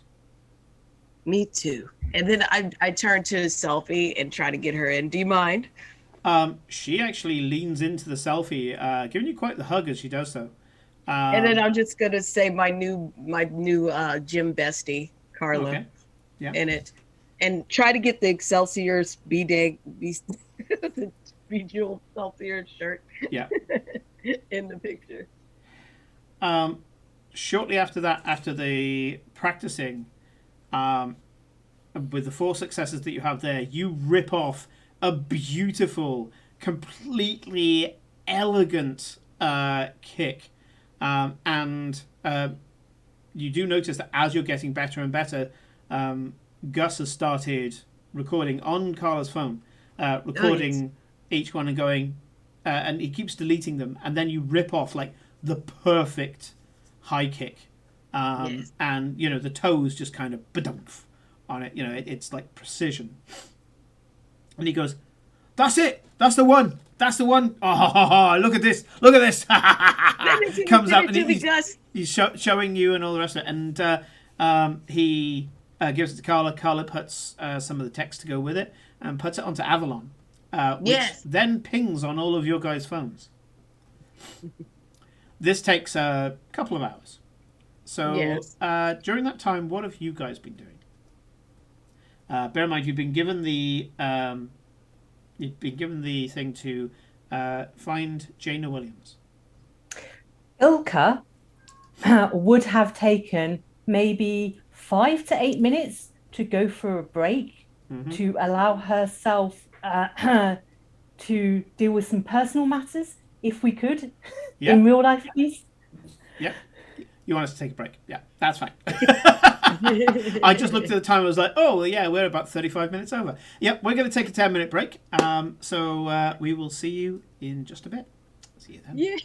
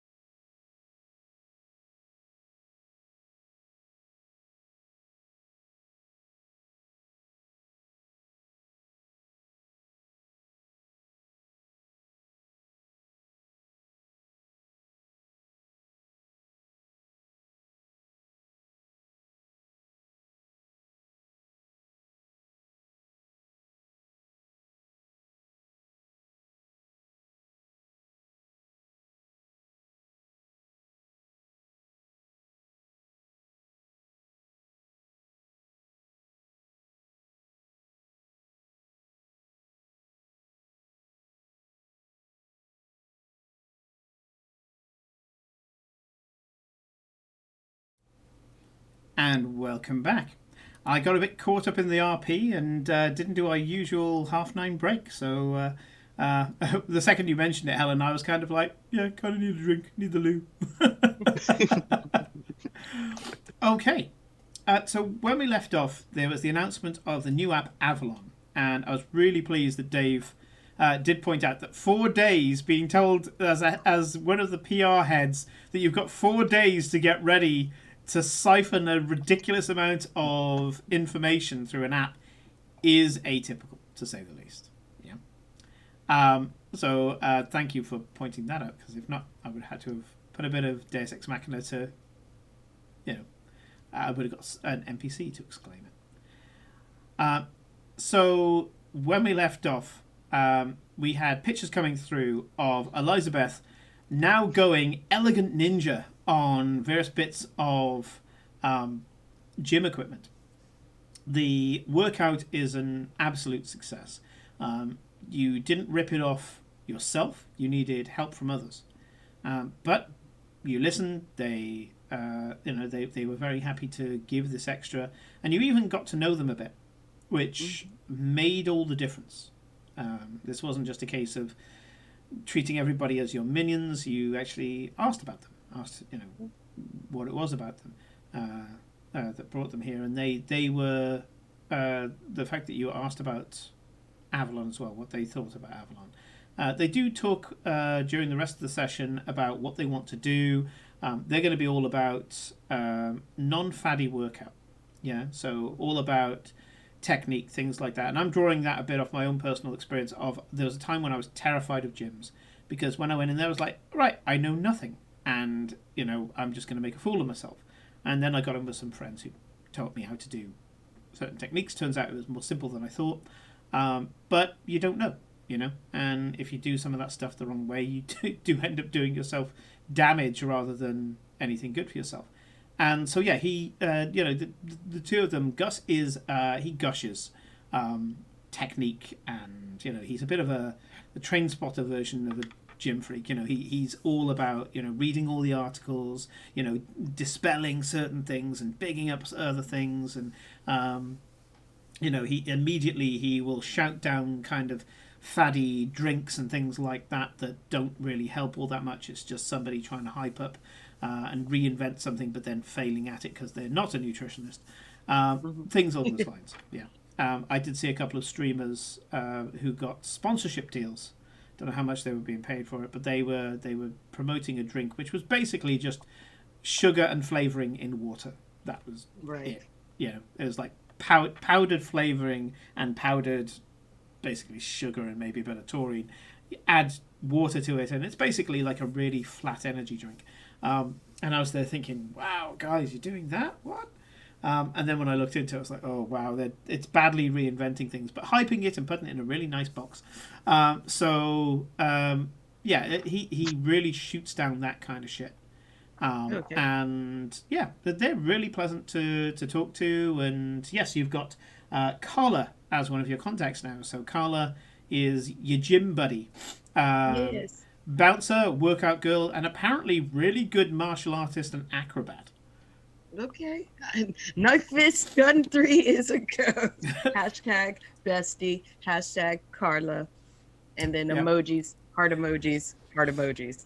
Yeah. Most of this is coming in through regular social media at the moment, because obviously Avalon hasn't been launched yet, but you can see it all happening there, Kate. And you're very thankful for your 3-minute delay between her doing something and it going out. It, for the most part, the damage is done. Knife Fist Gun 3 seems to be a goer. What is my job now? Because it seems to be like I just let this happen. I love how salty Kate's gone over this. You wait till she's given a briefing to her team later. The most passive aggressive. It's like, okay, I've got to sell this to you. I'm going to sell this to you by saying what the fuck at the same time. Okay, so you finish up, Beth, and head back. And just because Dave's fucking mentioned it, you come back to everybody in the bullpen congregating around Kate, who's looking like the most pissed off messiah you've ever seen, briefing the team on the new project that's going out. I just go over to Kate and I just say, I just look at, because I assume that Elizabeth and Kate have the long-standing relationship that I would know when Kate is not. Oh God, yeah. I would say, even, it's one of those things of when Beth is being very Beth, all you can perceive is yourself. But when you walk into a scene like this and you've yet to kind of, I don't know, trigger, or start the first Beth thing.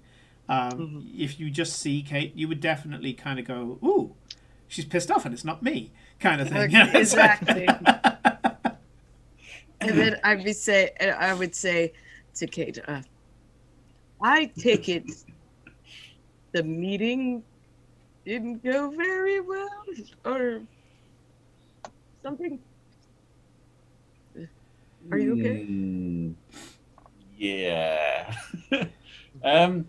So if the whole team is now sort of waiting around, I'm going to obviously scan the faces and see if Damien's there.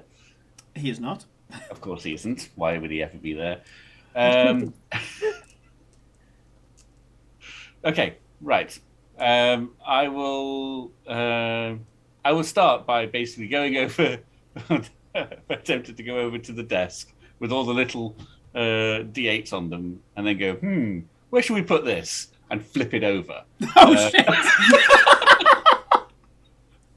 Okay. Yeah, I think Kate's gonna have a little rearrange of her office, get some of this anger out. Yeah. She's gonna have a few minutes of just scaring the shit out of her team at how pissed off she is. Yeah. And then she's gonna come to her senses and be like, right.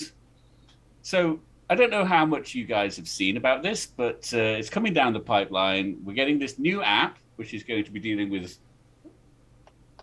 the most of our media content, perhaps. It's going to allow people to write articles. They're going to be verified, fact-checked. It's going to make sure that everything that is written in them is accurate, so that nobody's being fed any fake news. This is all the positive side of it. It's going to basically mean that everything we've been doing up till now has been a waste of time, and we need to start backtracking on our thinking, and we've been thrown a boomerang, guys. We've been thrown a boomerang, and I have absolutely no idea how we're going to catch it. So I'm going to be leaning heavily on all of you, much more than normal. So if you had any holidays planned, might need to cancel them. Oh shit! I'm never working for a Kate. They're not even surprised at the cancelling holidays. It was kind of preempted by the flipping the table, a few people you notice have got, when you said about the new app, they were almost about to show that they've already got it on their phone, because of course it's been rolled out to the entire company, but only the company, because they get to start the hype. And just as you were there saying how terrible it is, you watched as a bunch of hands went down and phones were very quickly put into handbags and pockets. It's I keep going with Sammy actually, being that we established that Damien is very often a no-show, and in fact, I'm gonna pointedly ask that. I'm like, Sam, where's Damien? Why is he never here when I need him? He's on the Aussie account. Okay, fine. But if he gets in, tell him I need to see him immediately. She looks as if to say, yeah, sure, that's going to happen, and just goes, yeah, sure. yeah, and sure enough, if you look at your screen, Damien has a client Aussie Bum at the moment. Shortened to the Aussie account. I'm gonna try like I'm approaching a bear or Kate, and just put my hands on her shoulder very slowly and say, If anyone can pull this off, it's you, Kate. You may choose to spend up to 3 strain. Who's that to? That's to Christy. Okay, up to 3, you say? Up to 3. I think because of the physical exercise and walking into the scene of her flipping a table, it's probably going to be quite a bit. So, I was at 2. So does that mean I'm? Actually, sorry, lose the 2 that you had because you went for a workout, didn't you? So lose the 2. All right, you're fine again. All right, I'll be back at 2. Okay, back at 2. Kate, suddenly you're filled with a huge amount of confidence. You can see that everybody around you believes in you, absolutely. And there's a certain amount of admiration and go-getter attitude amongst your troops. Well, obviously, I mean, I am the best. I had forgotten You that are. moment, but yes. You are. You are the best, and that's why I hired you. And it's more than just a working relationship, Kate. I feel that we've known each other quite a bit, and if anyone can handle this, it's you. I'm going to look down at the table and go, that felt good. I'm starting to understand you a bit better, Beth. Yeah, it's cool. I had that effect as I'm airdropping the videos to Star. Yes, dear, whatever. I'm doing mischief right now. Leave me alone. Yes, exactly. You know what? You've thrown me a bone. I'm going to use it. It takes 2 of your staff to right the table. Okay. Yeah, I hadn't thought of that. Okay. Sure. These are heavy, solid wood tables. Well, yeah, you said it was a whole conference table, to be honest, didn't you? Right at the start. But yeah, I mean, most of the D8s are on their individual desks, but maybe they were charging or being reprogrammed to add the Avalon account or something. You flipped the table, but it's taking 2 people to write it. Okay. Maybe you're just pissed. Yeah, adrenaline. Definitely. Yeah. That's impressive. And then she just goes back to Instagram and sending stuff. And so I take it, it has to do with this app. You are frustrated, and it has nothing to do with me for once. For once, yes. Yeah. Okay. Well, Kate, I don't think this is the end of the world.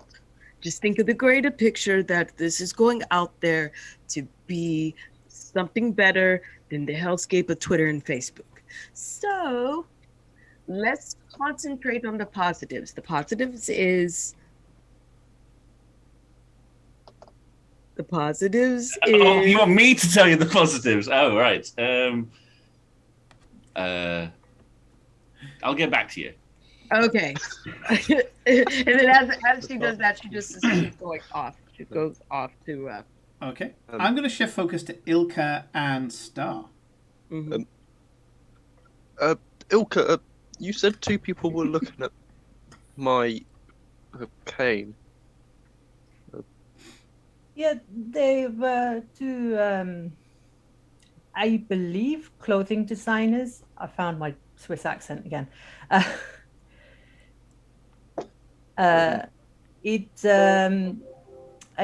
think that well-tailored look. They were definitely indicating the bag that your stick that you... Star instantly gets up the iPad and starts searching through every fashion designer in the company. You find them incredibly quickly. Okay, yes, yeah, those put them 2 in a separate folder and for later. But you have an idea of where they might be. They're on 12th.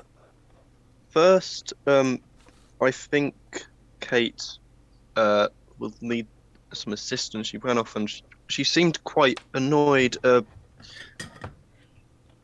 want to get to a coffee machine to make coffee just like she likes it, to be honest, she might want a bit of whiskey in it. Star, no. I'm sorry.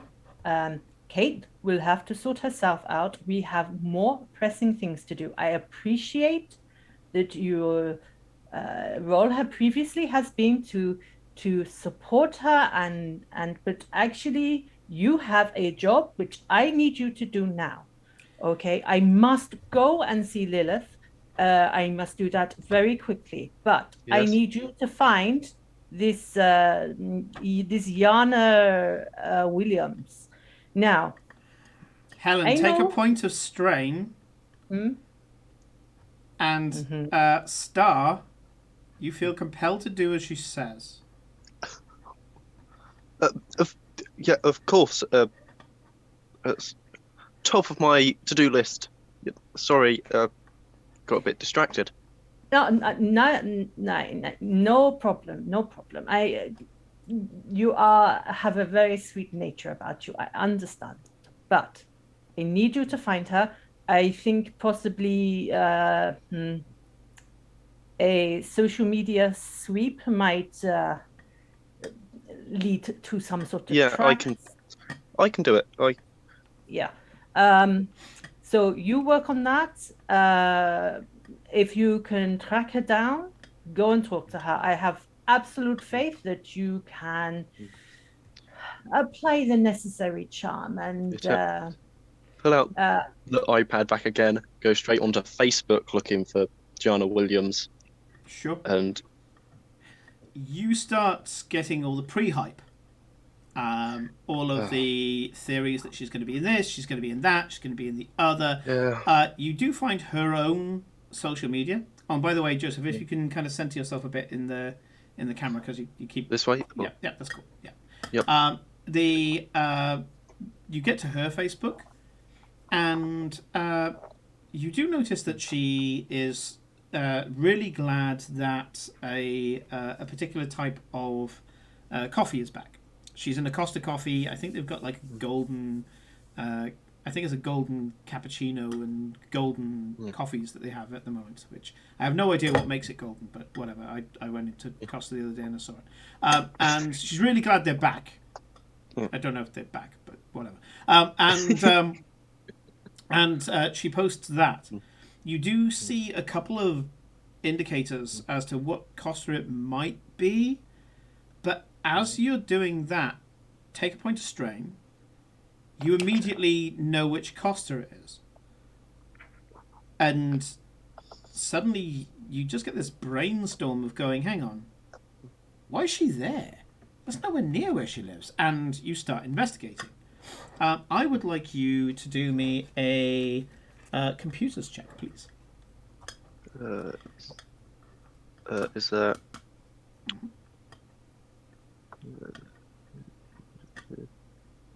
Would that be computers cyanosis or knowledge of the net? It would be computers, and don't worry about the cyanosis thing. It is just computers, whatever it says for that. Yep. The Foundry gives you all of the stats, even if you're futuristic or whatever, but you can hide the ones that are from future settings. Yep. The diff is your choice. It has to be at least one. Okay. Let's make it diff 3. Okay. Yeah. Your surge of creativity. If you pass on a diff 3, you are going to basically 0 down on the go. That's I would say that's probably the highest. 3 purple. 3 purple added to it. Yeah, and let's see how you go. Yeah, there we go. So with your oh, hang on, is that? I don't know what that. I will have to mouse over that myself. What have you got there? I think it's just 2 successes. Yes, 2 successes. There we go. Yes, with your 2 successes, you've passed on a diff 3, which means you go, hang on. I remember something, and you start looking at all of the film-based events that's going on in London currently. She's near Elstree, the Elstree Studios, where a lot of the Harry Potter stuff went on. Harry Potter Experience is in one of the units now, which isn't that bad. I shouldn't say it with disdain. You go, yeah, there's a reading going on. And it's for a part that's, well, frankly, for her. It's for somebody, of her appearance and age and all the rest of it. You're pretty damn sure that she is heading towards that reading. Okay. Yeah. Star will. Can Star find some sort of assistant? Yes, they're in here. all over the place. Yep. And say, I'm really sorry to bother you. I wish I had time to do it myself. But do you think you could get a tray of drinks from me to Kate and Elizabeth? Normally, the assistants kind of look at you as if to go, hang on, aren't you the assistant? But when you state this, they don't do it in like a subservient manner, but more of a kind of camaraderie manner, where they go, yeah, sure, mate, no problem. The books upstairs with their kind of drinks they like, yeah? Yeah, but I want to get Kate a nice coffee with a tad bit of whiskey. I think she's a bit stressed. And Elizabeth, I want to get some sort of fruit shake with whatever alcohol she was in this morning. That'd be mimosas. Okay, so yeah. I'll get the guys in the Helix. The Helix, by the way, is the nightclub on the top. I'll get one of the guys in the Helix to put something special together for her. Yep. Okay. And it's just get Ilka her normal tea. Ilka's left already. Oh. Yeah, okay. Yeah. Ilka, you go a few blocks down to a nondescript building. It's actually, part of it is above shops because it's London. And you head up, and it is a large open plan office of doom filled with app designers. And Lilith is doing her fucking nut. Platinum blue, darling. Platinum blue. It's not that difficult. No, that's cerulean. What the hell are you doing? Look, we are literally going to die on our first day if we keep going the way that you're... No, you're doing it wrong again. Oh, my word. Okay, I can't do this right now. Jingles, darlings. Jingles is what I need. No, this way. Sound engineers, please. Okay, so now what we're looking for is creative. We're looking creative. We're looking for sophisticated. We're looking for the current generation. We need to embody that in a single second to 2 seconds of jingle. Yeah, as it opens. Ha! Do we get it? Okay. First. No, did I want Big Ben? Did I want it? Oh, What are you doing to me here? What are you doing? Are you here specifically to sabotage me? You are, aren't you? You are! This is a regular day around Lilith, as Ilka comes in, not necessarily stealthily, but you appear at her shoulder. She's startled, kind of going, oh my god, how did you sneak up on me? And the reason for that is she's a wall of sound. Good to see Lilith. Ilka, darling. I am literally at my wit's end here. I can see that. I need to speak to you for a few minutes about the project. Maybe you, jingle person, and you, color person, and I'm guessing you are meant to be the supervisor. You could maybe have a little conflap and come up with something. You have, yes, I'll give you 6 minutes. That's 6 minutes. Lilith, and it doesn't matter whose office it is. You can choose, you don't have to, but you can choose to give yourself some strain here. I will allow up to 2. I won't, because this is Ilka in her usual sort of roll. No problem. So they look at each other, and you just give them 6 minutes to change what they've been doing, and they look at each other and then look at you. One of them goes to speak, and the other one goes and gives him a darting glare, as if to say, "Do you know who this is?" And they nod and bugger off. Yeah. Lilith, you can see, is applying the second Nicorette patch to her right arm. She definitely has one on her left. Lilith, I think we'll go. And she just literally goes into the office of the boss in this IT place and goes, yes, we will need at least 10 minutes. I suggest you manage, yes?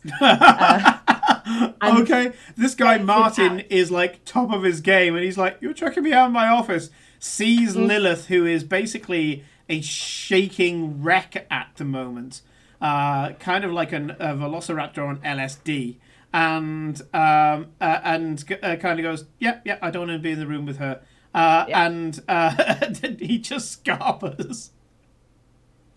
The thing with Ilka is that she's not actually being stern or strict. She just knows that she has Lilith on her shoulder at all these points, and people react because they don't. It's like reflecting want to sunlight, piss off. but instead it's authority.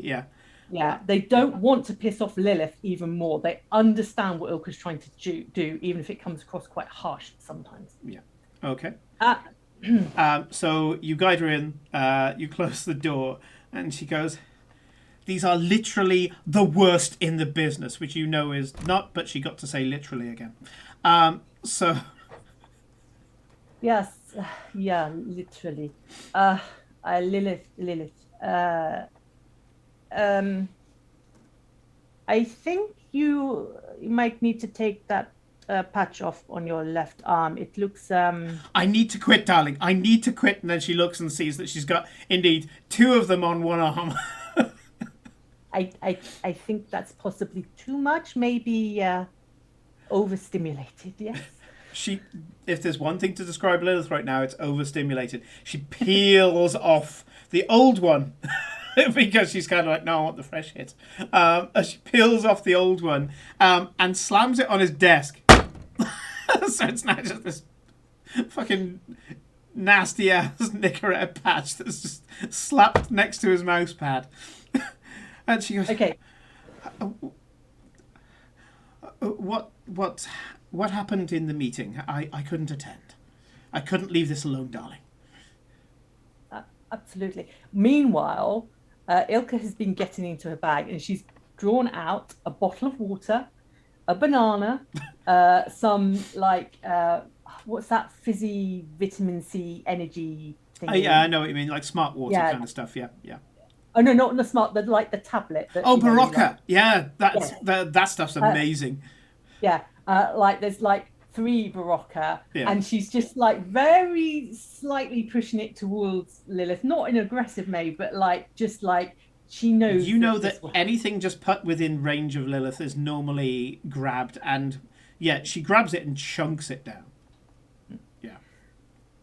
It was the announcement of the big project, which you obviously knew about. Well, of course I do, darling. I mean, I've been agonizing over this for literally years. Indeed.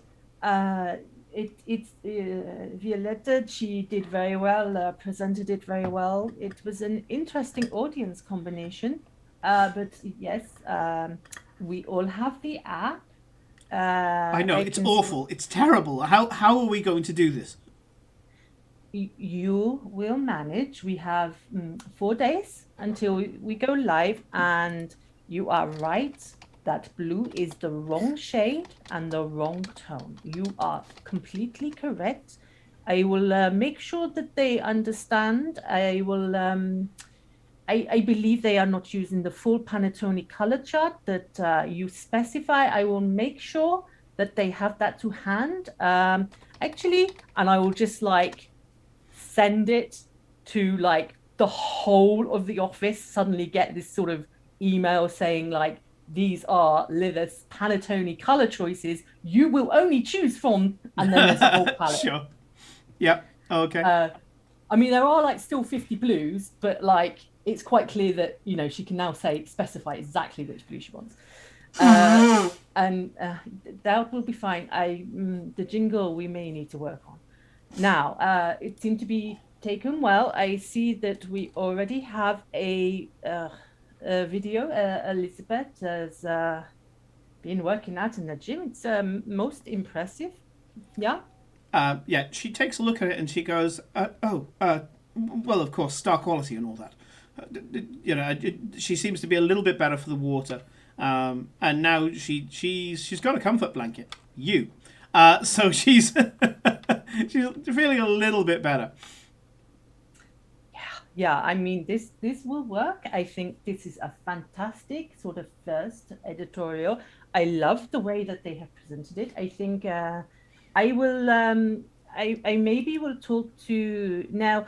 Who have you put in charge of like editing the articles or the flow of the articles, just to give it the that's not me, darling. I do the larger picture, I know, but I'm sorry, because I only found out today. I provide the canvas, and the editors are the ones that just do the final touches. Absolutely. I apologize, but like I say, I mean, I have found out an hour ago that this is happening, and I have not been able to update all your contacts like I usually would have. I'll give you access to the folder, and she gives you access to an address book that you weren't aware of. Oh, that is fantastic. It is Bob Bryant who is in charge of editing. That's an interesting choice. Okay. Right. Yep. Okay. Canon. Yeah. Interesting choice. I wonder who made that decision. But fine. Absolutely. Okay. I can work with this. I will have you arranged in maybe 15 minutes. Let's make it 25. I think I maybe need to be with you while you work through the color and jingle aspect of this.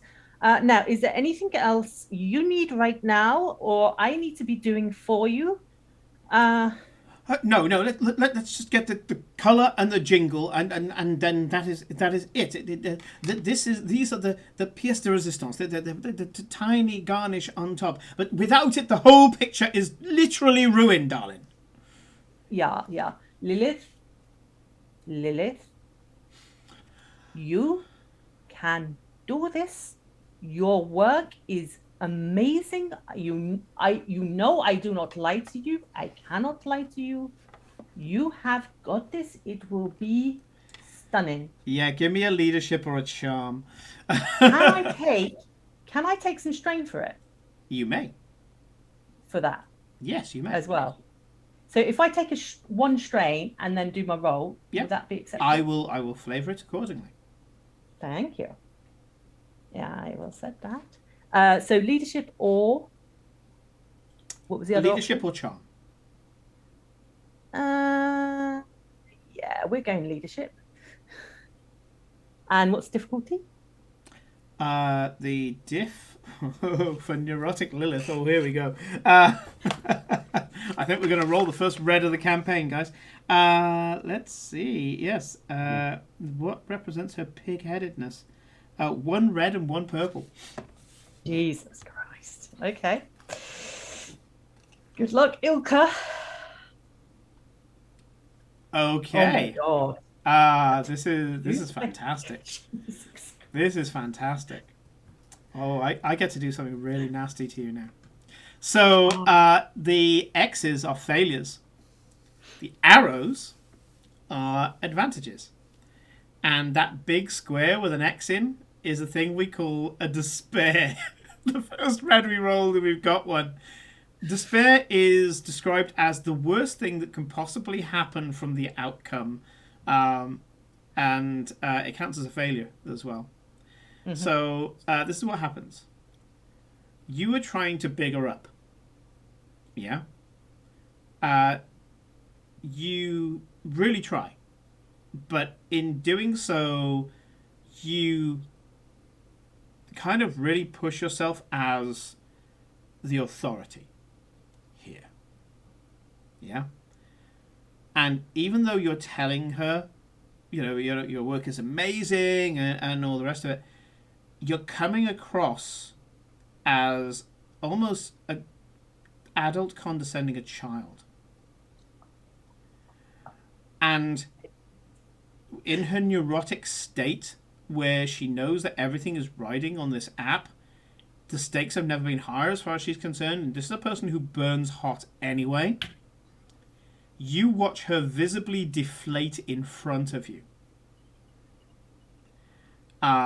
She is now subservient to you in a way that you would never want.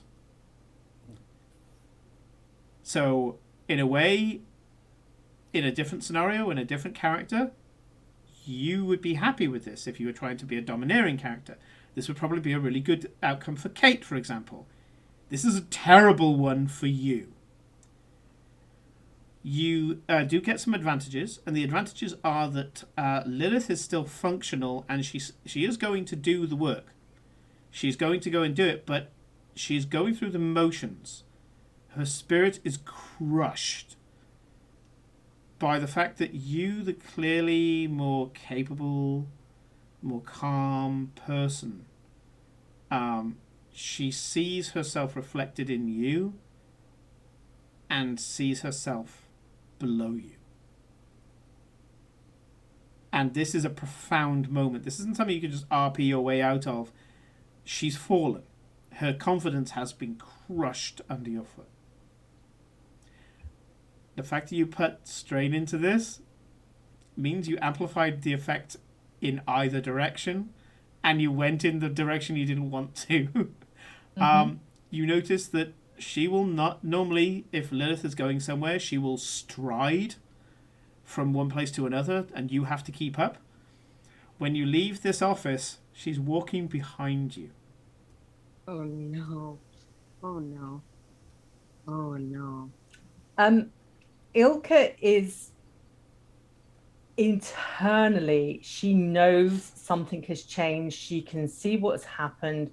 She's struggling to sort of understand how this has suddenly happened. She's worked for Lilith for a little while. She's not just worked for Lilith since she came to headquarters. She's been working for her for probably... And Lilith has always been one of those force of natures, a lot like Beth, in a very different style. I mean, very, very different style. But she's always been a force of nature like Beth. And she now is just deflated right in front of you. And just for background, so part of the reason that Ilka has got the role for Lilith is that Ilka in the past has shown great ability to manage these highly creative, potentially very volatile people, and provide like a smooth running system that will support their creativity and sort of, offset their volatility. So she knows what her role is, to support and calm. It is not to overtake. Yeah. And the fact that she could do it with Lilith, who has been by far the most volatile person she has met in the company, it's unnerved her again. And it's only been a few days since she was last unnerved, and she feels very unsettled. But she has so she'll lead. In fact, she will start to leave the office, and Lilith will start to follow, and she will go, Lilith, you sit. I will bring them to you. I will make sure they bring the right equipment. When he tells her to sit, she goes and sits almost in an obedient fashion. I saw that coming. And Ilka will walk out, calm. It will have been exactly 6 minutes since she said anything, and she will collect those people and she will take them in, and as en route to the office where Lilith is, she will go, "You will do exactly as she asks. You have better get it right. I will not be in the office with you. I must attend to something else. But I will be in this area. You understand?" They look at you with a kind of, yeah, sure, okay. You know, they're like, all right, yeah. They're not particularly wowed by you, but you're not asking anything irrational, and you're asking in a much more measured tone than Lilith normally does, so they have no reason to say no. And they walk in, and Lilith talks to them. She doesn't scream. She doesn't enthuse. She doesn't rant. She talks to them. What is their reaction to that? Grateful, in a word. Okay. You have a feeling they're getting rid of a bit of tinnitus from the day's events so far. Ilka is gonna be going, okay, well, something might be going okay, and step back and shut the door. May I use I was gonna say a light side point. It's not that. What's it called now? You can still call it a light side. I mean, it's good karma. Yeah, this is a karma balance up here. Yeah. Yeah. Can I use a karma point, please? Mm-hmm. What do you want to use it for? I would like to urgently acquire Elizabeth. Yes, you may. Ooh. Elizabeth, prior to you getting the call from Ilka, you suddenly decide that you want to go and check out Ilka. About 15 minutes before the call, you're just like, where's that girl gone? And you decide to just go and pay her a visit. She probably saw some cute puppy on Instagram. Like, yes, must show her. So you're in the middle of asking where Ilka is when the call comes through, and you're just like, oh, and it's a Pilates power walk away. It's not that far. Yeah. Right. And then she just trots off to find Ilka. Okay. Ilka is literally waiting in the front of the IT office. So maybe in front of the reception desk. She's literally waiting for Elizabeth to arrive. And then when I show up, I just go to my phone and just isn't this pug just simply adorable? Look at him. Yes, a struggling to breathe pug is on her phone because they all struggle to breathe. Yes. I'm gonna say it's one of the ones with the tongue that's coming out as well. Yeah. Yeah, the blurp tongue. Yes. Yeah, the one that looks like they're constantly being choked by somebody invisible. Yeah. Right. Okay. Elizabeth. Yes. Elizabeth. That is fine. Don't ever call me Lizzie. Of course not. Elizabeth, I really need your help. I think I might have slightly broken Lilith, and I am not entirely sure how, but I am very sure that I need to, if not fix her, get her to her creative pinnacle, because she needs to make this app go from this sort of shitty look to she shows you an app that looks absolutely fine. There's nothing wrong with it. It needs to go from the shitty look to Elizabeth magnificence. Do you understand me? And I need to draw that out of Lilith again. I literally do. Oh my God! You're speaking like her. Just throw that out of your vocabulary. Don't ever say that again. I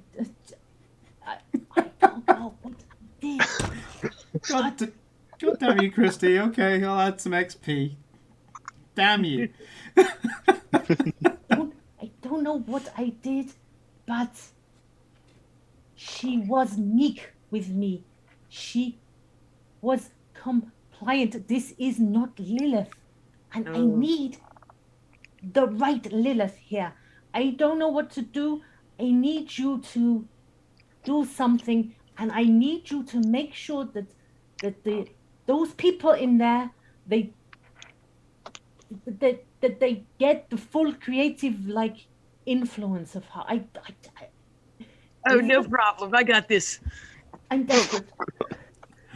We've got 2 minutes left, so I'm gonna do the wrap, and we will be opening with Star at the beginning of the next session because you had slightly less screen time, my friend. So we will make sure that you get a bit in. But Beth, as you walk up into the office, you can see fiery, manic Lilith sat at a desk with a strange Nicorette patch slapped on the desk. Almost like she's missed her arm. And you've met Lilith before a few times. You know that she keeps forgetting how many she's got on, and she's quietly talking, saying that the reason why it's important, darlings, the reason why it's important is, and she's the fire's out, and oh God, how much do I want to give? You imagine like like two Liliths. The one is the Lilith that you see. Pencil skirts, high heel shoes, what I'm reliably called is power tits. The whole shebang. Yeah, she's almost like what's that Sigourney Weaver film, Working Girl. Right out of that, down to the shoulders. Yeah. Just again looking deflated from what we've seen before. But superimposed on that, you almost see like a melodramatic Lilith. Like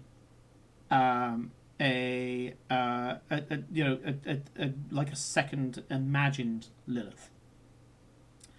And she is super down. She's hunched. She has like ashen skin, doesn't even begin to cover it. I mean, it almost looks like charcoal's been smeared over her skin. Kind of ruddy complexion, no makeup, like she's just come out of a coal mine. Literally, I mean, I'm not saying that she's got darker skin. I mean, literally, it's like some of these literally.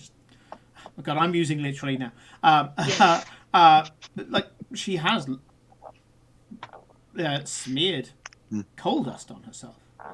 Her hair is because Lilith's hair is black. This is like a dirty red brown that seems to be flaccid on the side of her head, and her eyes just seem to be, I don't know, it's hard to describe. They're kind of featureless and white, maybe a little crusty. It's hard to describe. You just imagine that when you see her, this wretched creature superimposed on Lilith. And you can kind of see and imagine with Lilith how to bring her back up, how to invigorate her. And how you do that, we will do next week. Oh. Because we've hit 11 o'clock. So a big thank you to Helen, Joseph, Dave, and Christy for another manic session. I had no idea where it was going to go.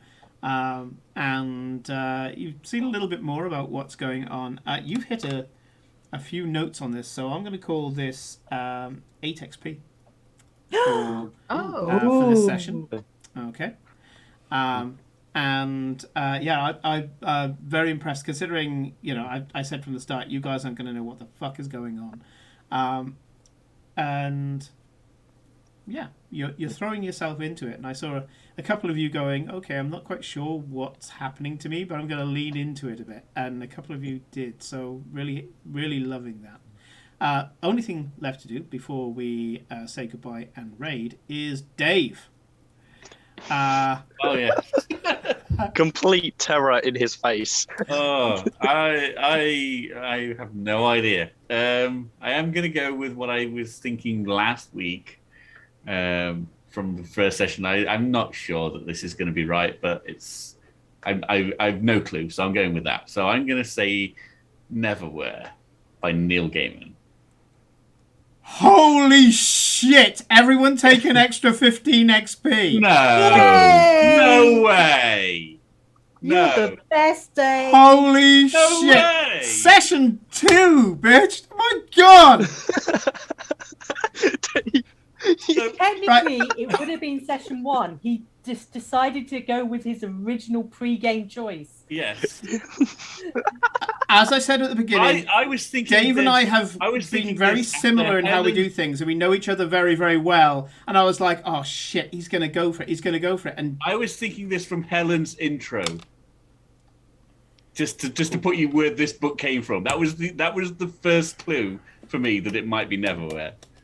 But oh my God, no! I genuinely, after this episode, I wasn't thinking it at all anymore. So this whole session has put me off the idea. as I said, an element is based on it. An element is based on it. Yeah. Second session. Second session. Shit. This is the thing. One of the things I love about having Dave and his brother Mike as well sometimes is that when I'm writing something, I know that if I've got them as players, I've got other writers as players who will suddenly go, oh, maybe he's doing this. Oh, Simon would think of that. And suddenly I'm like, shit, I've got up my game. Second session, man. Yeah. Second damn session.